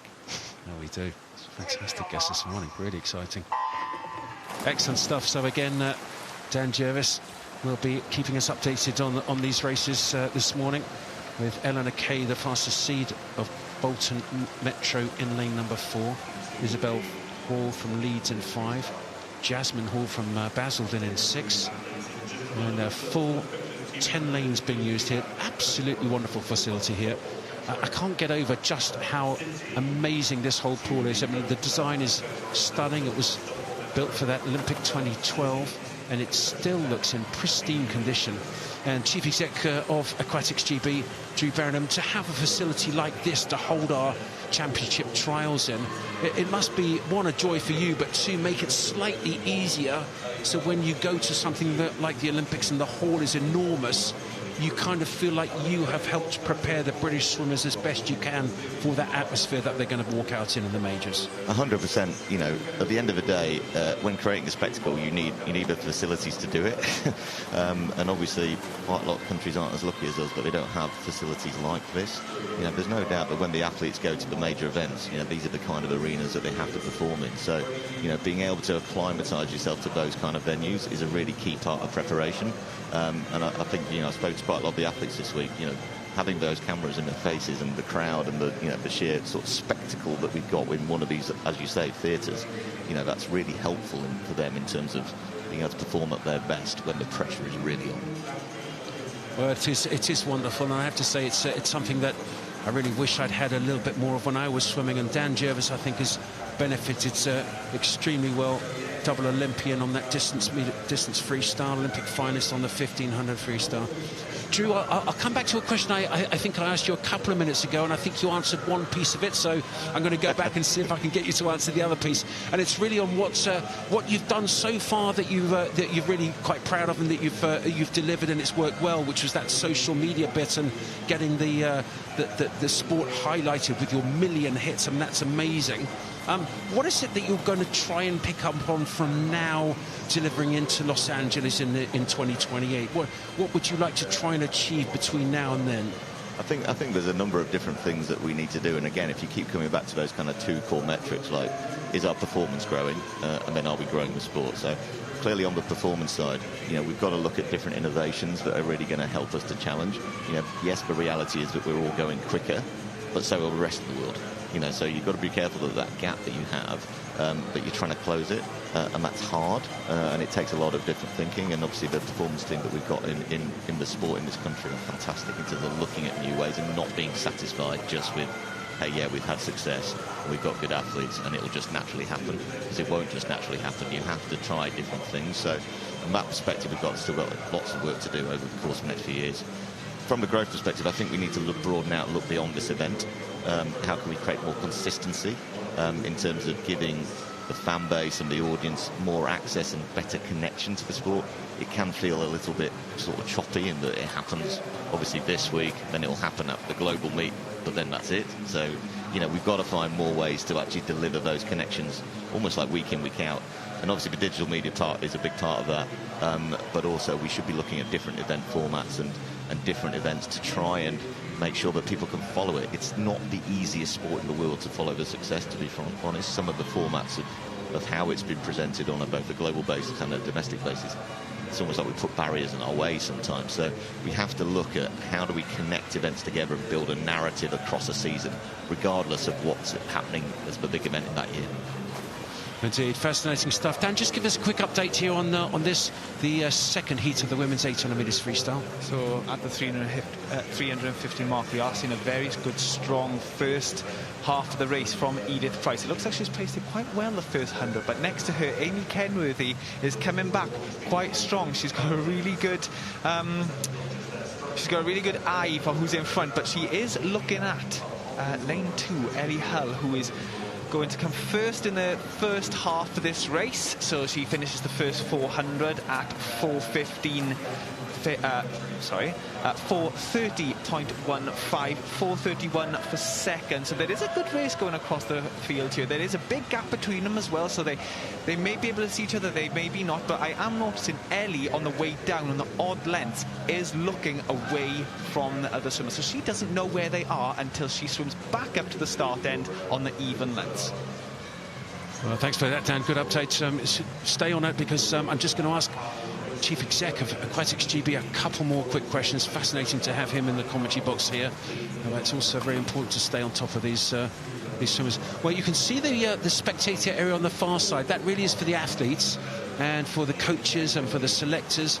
But if you could see the crowd on the other side, there's still 1,500 people here in this stadium. It's been an amazing attendance, and you say, Drew, that tonight it's actually full for the finals. Yeah, it's going to be crammed to the rafters. I mean, obviously we deliberately do the schedule so some of the sort of more marquee races are towards the end as we build and we climax across the week. But I mean, even these heats, I mean, it's amazing. I mean, obviously Dan's sitting on the edge of his seat. You know, it's exciting racing, and I think this is the thing. If we put the product in front of people, yes, okay, I talk about it as a product, and yes, it's a sport, and maybe that offends a few people because it's a business kind of approach, but if we put on a spectacle, the athletes will do their business, and everybody can get up and get excited about it.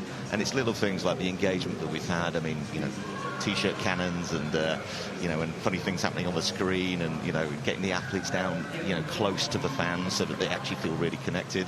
I was laughing. I think maybe we'll have to send the athletes on a few sort of t-shirt cannon lessons because they don't seem to be able to fire it in the right direction. Certainly Harry Evans had a few problems last night.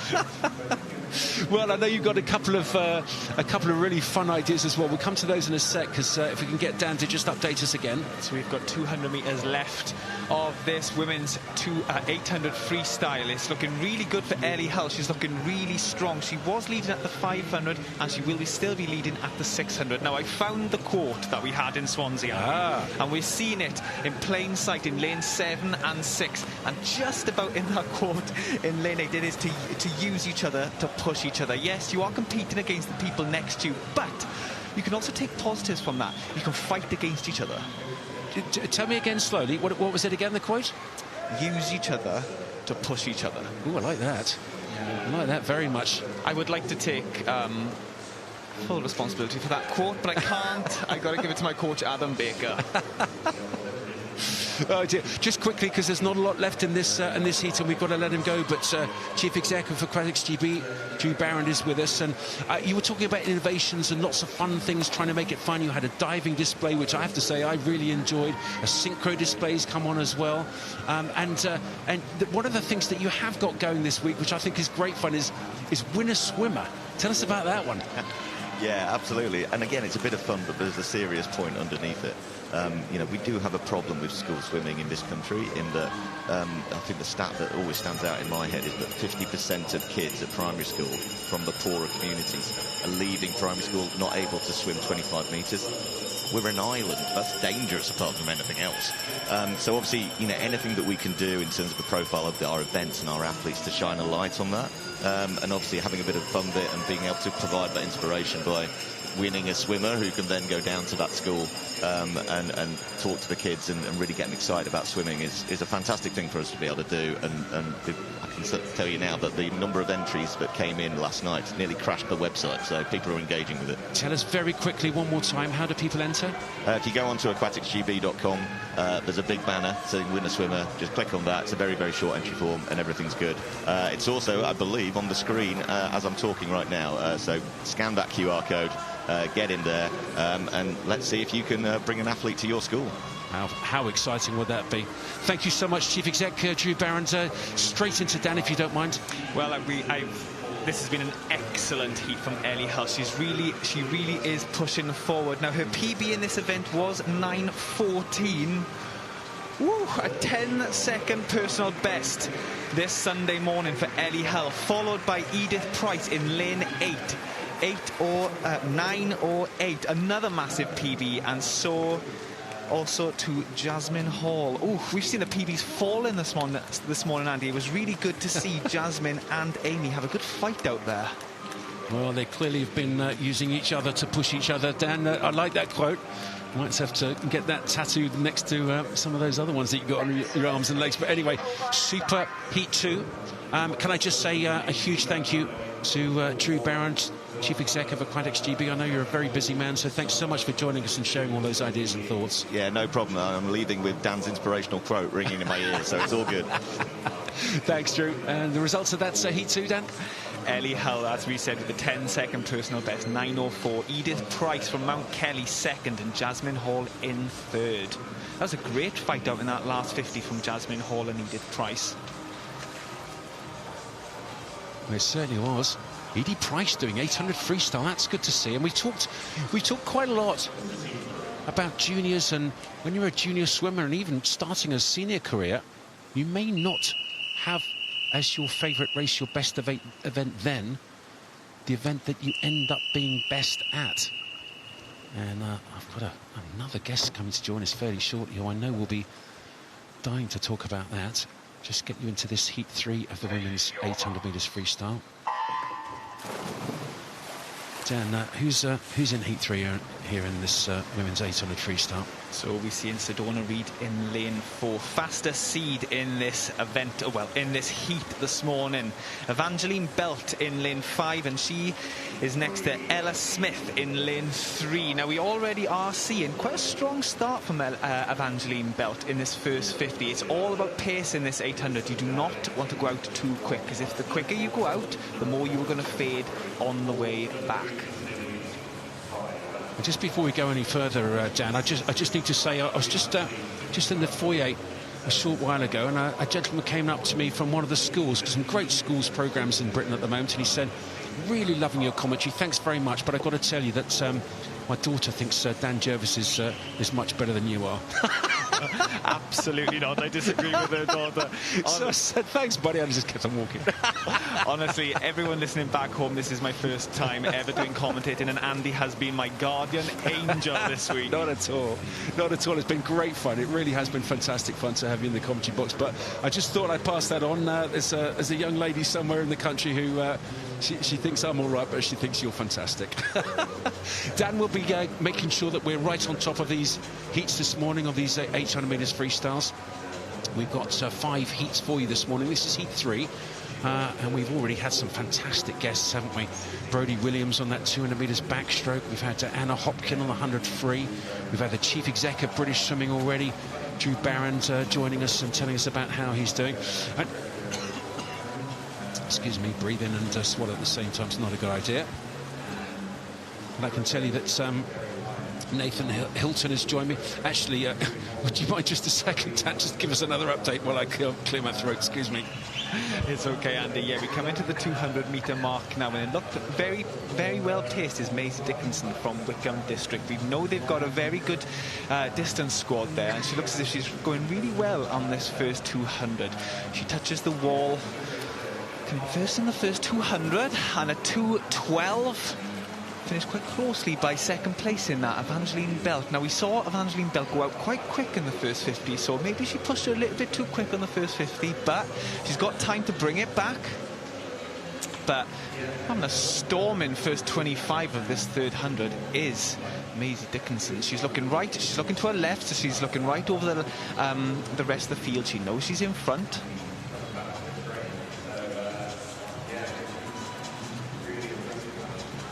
Thank you, Dan. I think half of my water bottle went down the wrong hole. My eyes out on stalks, but I think I'm better now. Thank you very much. So I was halfway through making a really big introduction and completely mucked it up, so I'm going to start again. Nathan Hilton joins us. Nathan, welcome back to the commentary box. I know you've talked to us before, but great to have you back again. Yep, morning. Thank you. Thank you for having me on. So Nathan, quite a title. You're performance pathway coach and marathon swimming lead. Yeah. What is that? So so you obviously had Ewan on yesterday. So I'll be working heavily with Ewan in the pathway, but the other part of my role is leading up the marathon team as well. So we're very interested in obviously the events that are going on right now, just in terms of the more endurance-based events.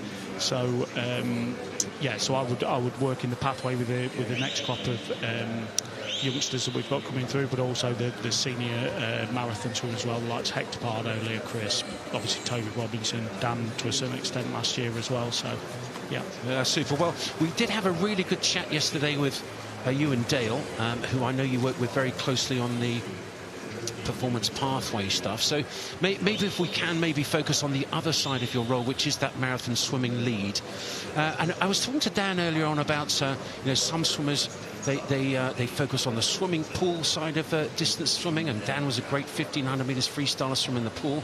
And then some swimmers just focus on the open water. But more recently, qualification for open water seems also to have been open up to swimming pool swimmers as well. So there seems to be a convergence, maybe a tightening of those two, almost a merging of those two. How do you see it from a British perspective in terms of head of the marathon swimming?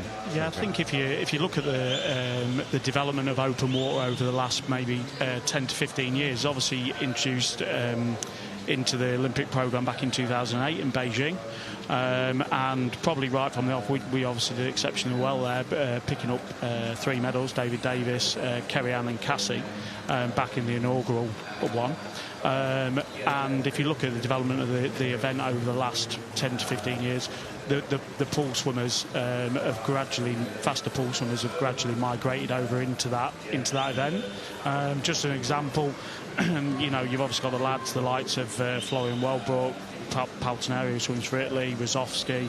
These guys are anywhere from kind of 1434, 1500 swimmers to maybe 1445 swimmers.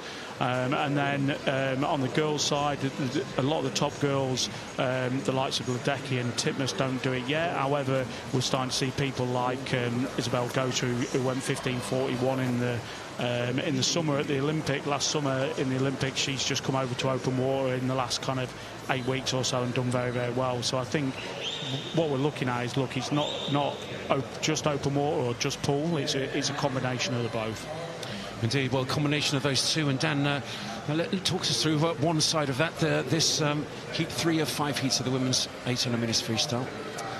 Yeah, so we are seeing Maisie Dickinson take the lead quite far, actually. She was a 34.83 on that 50, so she is slowing down a little bit, but she's maintaining the speed as well, so she's not slowing down a lot, which means she has paced it very well. We are seeing a bit of a fight between Evelyn Halsey in lane 6 and Evangeline Belt in lane 5.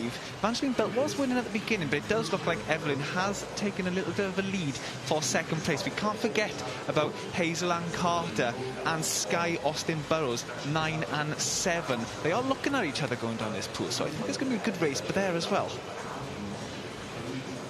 Thank you, Dan. Just quickly back to Nathan then on that open water stuff. And the tactics for open water racing seem to be really fascinating in terms of how swimmers do it in the swimming pool and what kind of approach they do maybe on that 800 or 1500 metres freestyle, and then how they take that into an open water race. Almost maybe somewhere negative splitting, some of them going at the moment? Yeah, so I think it's obviously a big step up from anything that you're doing in the pool. We're talking the longest event in the pool is kind of, for the lads, is kind of 15 minutes, and the girls, similar kind of time, somewhere between 15 and 16 minutes. When you're talking about open water, they could be doing that for anything between an hour and 45 and 2 hours. So it's complicated when you go to some of the events. Well, they have sprint laps at the start, so some of them might go out really quick on the first lap to try and earn some money. But generally, what you would see is they spend a long time swimming at a really consistent speed, and then probably 1,000 metres out, maybe a little bit further, they'll maybe a couple of 1,000 metres, they'll step the pace up, and then they'll start ramping up and building and building and building. And we have some tremendous finishes in the open water races in the last 400 or 500 metres. We certainly do. I'm going to ask you in a second. We'll just get into this race here, but maybe in the next heat, if I can, just ask you a little bit about how you'll be working with the coaches to make sure that you deliver that through the whole of British swimming, looking at that marathon swimming. So you did just hear the bell at the beginning of that 100. We've only got 50 metres left now. Still leading is Maisie Dickinson with 1 length to go. She's on 8:32. She looks as if she's going to have a good PB here. She was a 34.04 on that 50. Now, Evelyn Halsey in lane 6 was catching her, but does look as if she's dropped back a little bit. But really coming back strong here is Evangeline Belt in lane 5. But it does look as if it's going to be a strong finish from Maisie Dickinson. She's paced this very well today, Andy. It's great to see from these youngsters great pacing in these distance events. Well, she certainly has, Maisie Dickinson, the green hat of Wickham District, and They're quietly having a very good meet here. Had a quick chat with their coach the other day, coming back from the hotel, and he was very pleased indeed with how things are going, and so he should be. Maisie Dickinson winning that heat, the women's 800 metres freestyle. That heat is heat 3. Second up there in lane, I think it was in lane 6, yes it was Evelyn Hallisey and 9:08.3, and third 9:11.28 from Evangeline Belt of Plymouth College. Some very good early heats here in the women's 800 metres freestyle. 2 more to go in this session, and then the final heat will be this evening, and they'll be using all 10 lanes in that final heat of the women's 800 metres freestyle. Let's get the results confirmed of heat 3 of the women's 800 freestyle. Maisie Dickinson taking the win of heat 3 in a 9:06.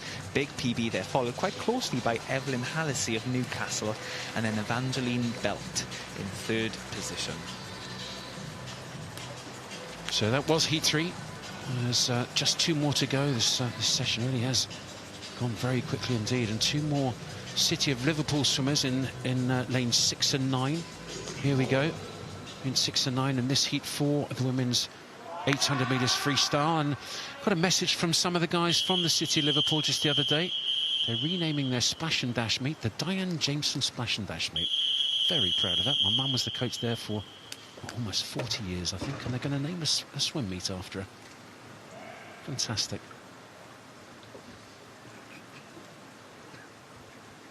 Take your marks. And that swim meet will be held in Liverpool on the 15th of June. A fabulous facility they've got in Wavertree there in Liverpool. It's a long course pool, so enter that if you can. Still some more entries available. Andy, you just said that the competition's going to be named the Diane Jameson meet. How does that make you feel? Well, I have to say, when they told us, I had a little tear. Me and my sisters got together, and she was such a dedicated person in the sport of swimming, my mum. She absolutely loved it, and she had quite a few great swimmers go through her programme.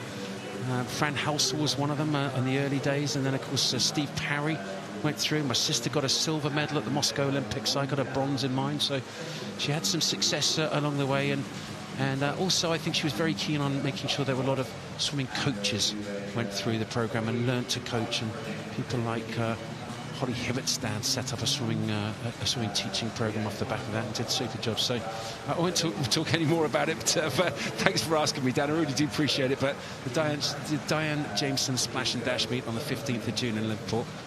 It's really kind of them to do, and it's brought little tears to my eye, that one. Anyway, this is heat 4, and we got fastest seed is Phillida Britton of Ealing in 4, and 5 it's Millie Threlfall. And Liverpool swimmers in 6 and 9, that's Kerry Henney and Peyton Chesters. We've still got Nathan Hilton with us. And Nathan, I was just going to ask you right at the end of that previous heat, but now we got into this one. In terms of delivering this marathon pathway, this marathon swimming lead role that you've got, how do you work with the coaches and the swimmers? What sort of stuff do you do, and what would you like them to do for you and you to do for them? How does it work to get the best out of Britain in the distance? Yeah, I think maybe 2 or 3 strands to it, really. There's obviously the kind of structure that we have, like our selection policies and stuff like that we look at. So that'll obviously be a dual thing around the race in the open water, but also pool times as well to get access to the open water team. And then I think in terms of certainly one of the things we had a coaches meeting yesterday, and one of the things that I'm keen to do as we progress forward is almost kind of a dual strategy. We've got some really good, exciting youngsters that are in the pathway that we're working with, and I think that what we know is that also with open water, the age profile of the better guys is older. And what I mean by that, if you look at in the summer, the Olympics was won by Sharon Van Maundal, I think she was 31. I might be slightly out now, but she was 31, and that was kind of a second Olympic medal. And you look at the lads, that was Rozovsky, and he's 27. So I think that in terms of these guys who we've got coming through in the pathway, like there's no mega rush with them. Like we need to think about potentially our tracking and monitoring what they're doing, and in terms of making sure that they're doing the appropriate stuff at the appropriate age, but also a dual strategy around maybe some older guys that are swimming like the 400 up events, and we've done that over the last couple of years with the likes of Amber Keegan and Leah Crisp, that maybe had come away from the open water. Amber, I know certainly she won a European Junior medal back in 2013 on the 400 IM. So we're looking at those kind of swimmers as well that could potentially end up being very, very good marathon swimmers. Well, you've got to be pretty mad as a hatter to do a 400 IM in the first place, but then go to marathon swimming. Well done, her, and that really is quite special. You've got some fabulous youngsters in the stable, haven't you? I mean, not necessarily give me details on her, but if you talk about somebody like Amelie Bloxage, European junior champion in the swimming pool on the 1500 and the 8, then went in as the European junior 5K champion in the open water. She's just turned 16. What sort of stuff, I mean, not necessarily tell me exactly what you're going to do with her, but if someone like her, how would you take someone like that forward? Because if the Olympic champion is age 31 and she's 16, I mean, there's a long old time between now and then.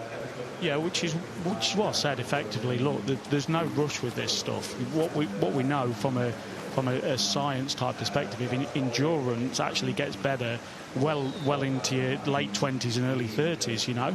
So actually worrying about training and that kind of stuff at a young age, you know, we need to focus on them being technically good.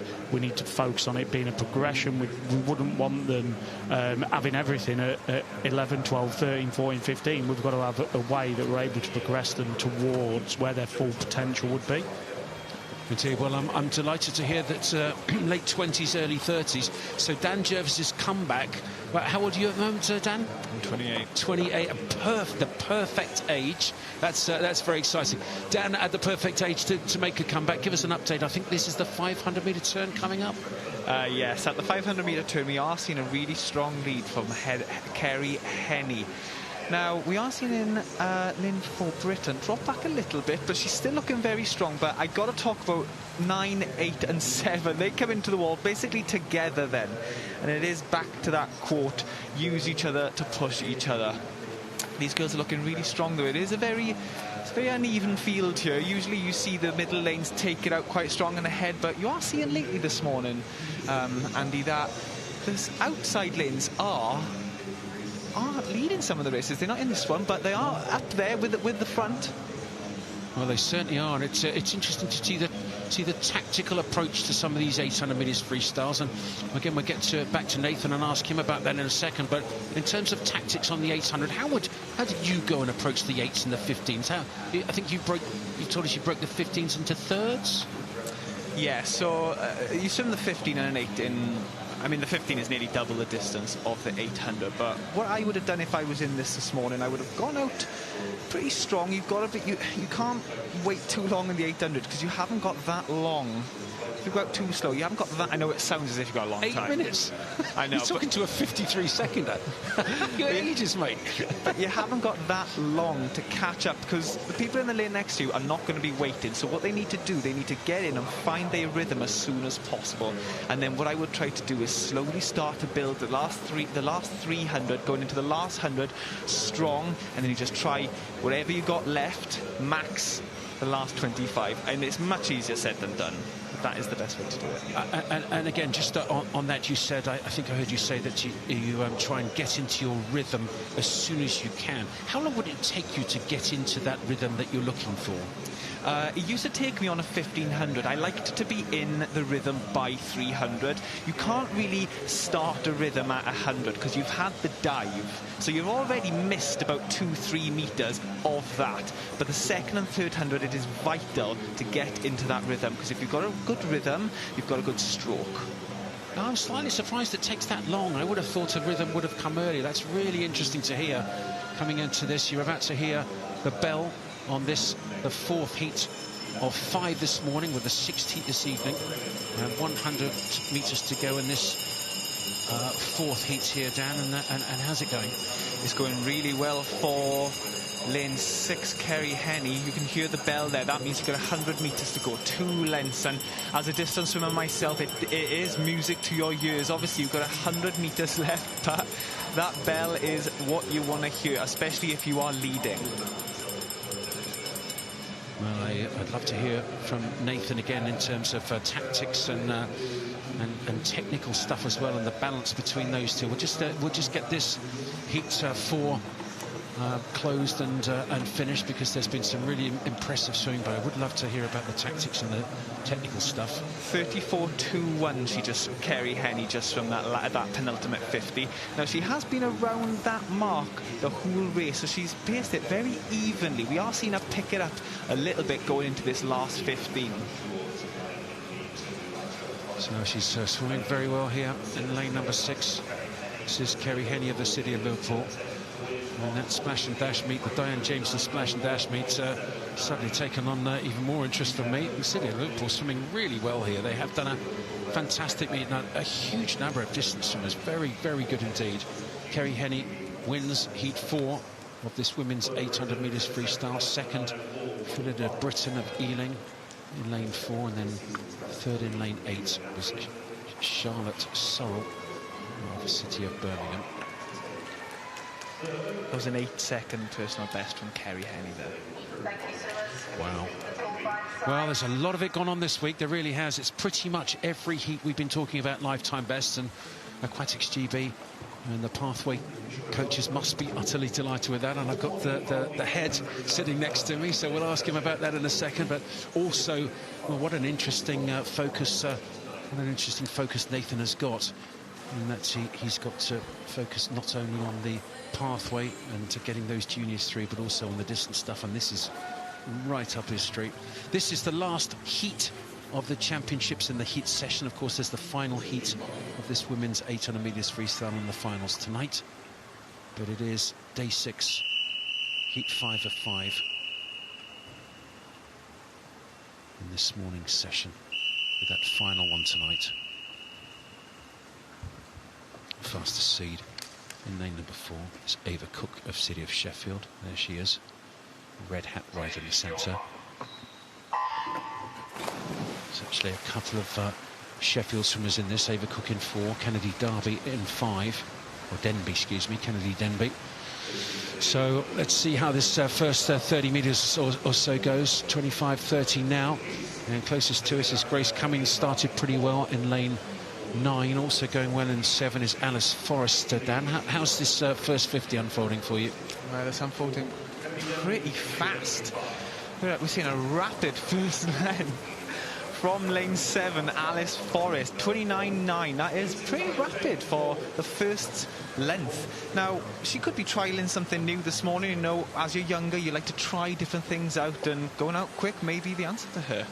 But we are seeing in this heat, now I know Katie Lee and Ava Cook, and in lane 5 Kennedy Denby. Now, I know them quite well. I've been on camps with them before, and it'll be interesting to hear your thoughts on this, Nathan. Now, Aquatics GB have been very helpful to us distance swimmers. We do distance camps now and again, and I can say from my point of view, they are the hardest weeks of my life. Honestly, you coaches just compete against each other to do the hardest sessions. I'm looking at these 3 girls in the centre lanes here, Katie, Ava and Kendi. They seem to just deal with it very well. What do you think they are doing that I wasn't? Yeah, the 3 girls that you mentioned there, they've been part of our endurance initiative over the last couple of years, and they're all good athletes. I think if we're talking about training, they'll be in regularly. Their consistency will be good. What we wouldn't want is them over-intensifying what they're doing. So, you know, there's no problem with them doing some training volume in terms of long, easy swimming, but we wouldn't want it massively intensive, because that's going to give us somewhere to go as we go older, and doing that stuff at the appropriate time, really. Thinking back to what Andy said, one of the things we've potentially seen this week is the pacing, and certainly when we're watching some of the races this week around the endurance events, is maybe an overemphasis on the first phase of the race. You can't win the race in the first 50, but you can certainly lose it by making that first 50 too hard, not too fast, but too hard. And we've seen quite a bit of that this week, I think. I see. When you say overemphasis, you mean there is a little bit too much overemphasis, or you would like to see more? Yeah, like when I'm normally talking to A-troop swimmers, I would talk about it. They've got a fuel tank in their body, right? If you put too much into that first 50 in terms of effort, not speed, it can be fast, but it can be easy, right? But if you put too much effort into that first 50 on an 8 or a 15, you're pretty soon going to find that the back half of your race is going to fall apart. And I think that certainly from my perspective, one of the keys around doing a really good 8 and 15 is trying to make it even paced or negative split. And that means kind of, if the first 400's 4:05 on the 800, we want the second 100 to be as close to that as possible, so maybe back on 4:05 as well. So similar with the 1500, when I was coaching guys that were good on that, like I would generally be looking at it in like 500 blocks, and we would want those 500 blocks to be a similar pace. So if you're out on, Dan probably would have been, I don't know, maybe 455, maybe 452 or 453, something like that. That would be a model that we would look at working around on these types of events, I think. That's exactly what Adam Baker said yesterday. I know Adam's a good friend of yours. He was my old coach. He is one of the coaches at Swansea High Performance Centre. Another question I've got for you about distance events. I'm looking at Emily Forward in lane 2 from Swansea University. Now, she's swimming obviously in the pool here, and she trains in the pool down in Swansea, but she does try to swim once a week open water. She is an open water swimmer. Do you think that is important to train open water to get ready for competition? Because I was part of that team, Madeira, yeah. And everyone back home.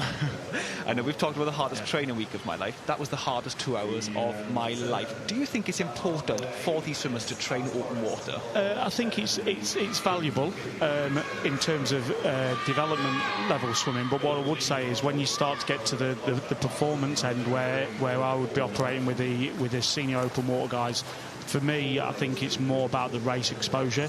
So I think, obviously, in terms of them being able to race regularly against some of the best guys in the world, that was certainly part of our strategy as we headed into the Olympics last summer, that we probably had 3 or 4 really good races leading into the Olympics. And, you know, we had the best Olympics we've had in terms of Olympic finishes since London 2012, with Hector finishing 6th, which are our best finish since then. Well, I'll just give you an update now at the 530 mark. Coming in first so far is Alice Forrest, but she is looking over to Ava Cook, who's looking really strong. She looks as if she's paced this very well. As you just said, Nathan, it doesn't look as if she's gone out too quick, and it does look like Ava is negative split in this. Just want to go back to what you said about race exposure. Now, I know you open water guys do have lovely places to compete at. So yeah, I've heard to go to Madeira, I've heard to go loads of places. Yeah, like, do you think race exposure is more important in open water than in the pool? Yeah, so like I think in terms of race exposure in open water, it's not as simple as just swimming in a straight line up and down the pool. So I think that there's a lot of, we've got some in a couple of weeks, we've got some new guys that will be coming out with us to Cyprus, and already one of the things that we've had to do with some of those guys this week is kind of some nutritional input around feeding and pre-race strategies around nutrition. You've got getting around buoys, you've got feeding, all manner of stuff to learn. So it's really important that they get that exposure to develop those skills that are specific to the open water environment. Well, thanks, Nate. Fascinating stuff, and certainly commentating on those races. Going around the buoys is, well, I don't know if you have to do wrestling practice as well, because some of that stuff, it gets quite heated and quite physical. Ava Cook from City of Sheffield leading at the moment in lane number 4. She looks very good indeed. Nice tempo to her stroke. A typical distance freestyle. It looks like she should have a 2-beat, but she's actually pretty impressively here got a 4-beat kick. Love to hear Dan's view on that in a second. Second at the moment is Katie Lee of the City of Salford, and she's also tracking the leader Ava Cook pretty well. Down in lane 7, Alice Forrest of Northumberland and Durham also going well in lane 7. And Myri Craig of Edinburgh University just starting to catch up a little bit, I think, in 6. This is a good swim from her too, but no doubt about the leader. And with 3 lengths to go, I think the bell coming up at the end of this turn, it's going to be very interesting to see whether Katie Lee in 3 can catch Ava Cook in 4. Well, Katie's looking great here, but I just have to talk about Ava Cook here. She's looking really good. We're going to hear the bell right now. She's got 100 metres left. Now, what she will be doing, she will start to bring the legs in. She's already got quite a strong leg kick, Andy. And you know, a few days ago when I was talking to Amelie Blockage about the distance bellyache, I think the leg kick really emphasises that distance bellyache. It is fascinating, isn't it? Nathan, just very quickly on the leg kick aspect of it, do you emphasise that much in terms of asking the coaches to work on it in training for the open water as well as the distance stuff? Yeah, I think kicking just generally as an overall development tool for swimmers is really good if it's done in the appropriate way. You know, kind of my own personal philosophy is kind of good body alignment when you're doing it. So I would have, certainly when I was coaching, I would have had snorkels on and maybe alignment boards and stuff like that. But I think in terms of the endurance events in particular, what you wouldn't want to do is your legs are obviously the biggest muscle in the body. They're going to empty your fuel tank quicker than if you're using your arms. So you've got to be careful with that. Well, you certainly do. It is interesting, though, because I think the old-fashioned view is you don't really need to kick on distance, you just need your arms, but absolutely not. Nathan Hilton there telling us get those legs going and get that body position right. Great swim from Ava Cook there, 8:57.6 wins it. Oh, Katie Lee, 9 minutes, 0.81. Oh, my word. 0.82 of a second outside of breaking that 9-minute barrier. But that's a very good swim. It's a lifetime best from Katie Lee. So she must be happy with that. That's a great swim. Cook wins it. Second was Katie Lee. Third was Alice Forrest. She swam well as well. 9:03. That's right on her lifetime best there in lane number 7. But no doubt about the winner, Ava Cook, and she took it on very well. Well, that's good to see. 2 City of Sheffield swimmers congratulating each other. They don't look that tired, Dan. You distance guys are a breed apart. Oh yeah, if I was Ava just now, I wouldn't be out in the pool yet. I'd be hanging over the lane rope trying to catch my breath. Well, I will say thank you very much to Nathan Hilton. Fantastic to hear his views. And the marathon swimming lead and the performance pathway coach for Aquatics GB. Thanks very much for joining us. No problem at all. Thank you for having me. Thank you. So there's the result of the final heat this morning. There's one more still to go, the final heat of that 800 freestyle tonight in the final session. But Ava Cook doing herself proud, underneath 9 minutes for 800 freestyle. Very good indeed. Second was Katie Lee of City of Salford, and Alice Forrest in third. Well, what a morning that's been. It's been a really fantastic morning. And that men's 200 metres freestyle, what a way to finish the meet tonight. But there's some cracking races to come this evening. That men's 50 fly, can't wait for that. That's going to be an absolute stormer. Then there's the men's 200 metres backstroke final. We've got the women's 100 breaststroke. I'm going to bet on a British record there, Dan. Yeah, what we've seen from Anne Howard at the moment has been so good. Like, if she doesn't get it now, she's definitely getting it in the summer. Oh, I really hope so. Women's 100 metres freestyle, that's going to be another absolute belt, and there's some pressure on some of the women there, but that men's 200 metres freestyle, oh, it's going to be a super, super race alongside that 800 metres freestyle final heat. Well, that's the last swim of this morning's session. It is the final heat session done, so just one more event, one more session to go. That's night 6 finals at this Aquatic GB 2025 Championships. So 6 o'clock, the B finals will be kicking off, and there's going to be some crackers in there. That B final 200 freestyle, don't miss that. Then 6:45, the pre-game show in time for the first final at 7 o'clock of that big final session. Join us again at 6 o'clock this evening. Have a great afternoon, but it's 6 o'clock and then 6:45 for 7 o'clock. It's goodbye from me, Andy Jameson. Goodbye from me, Daniel Jervis. See you at 6. Bye-bye.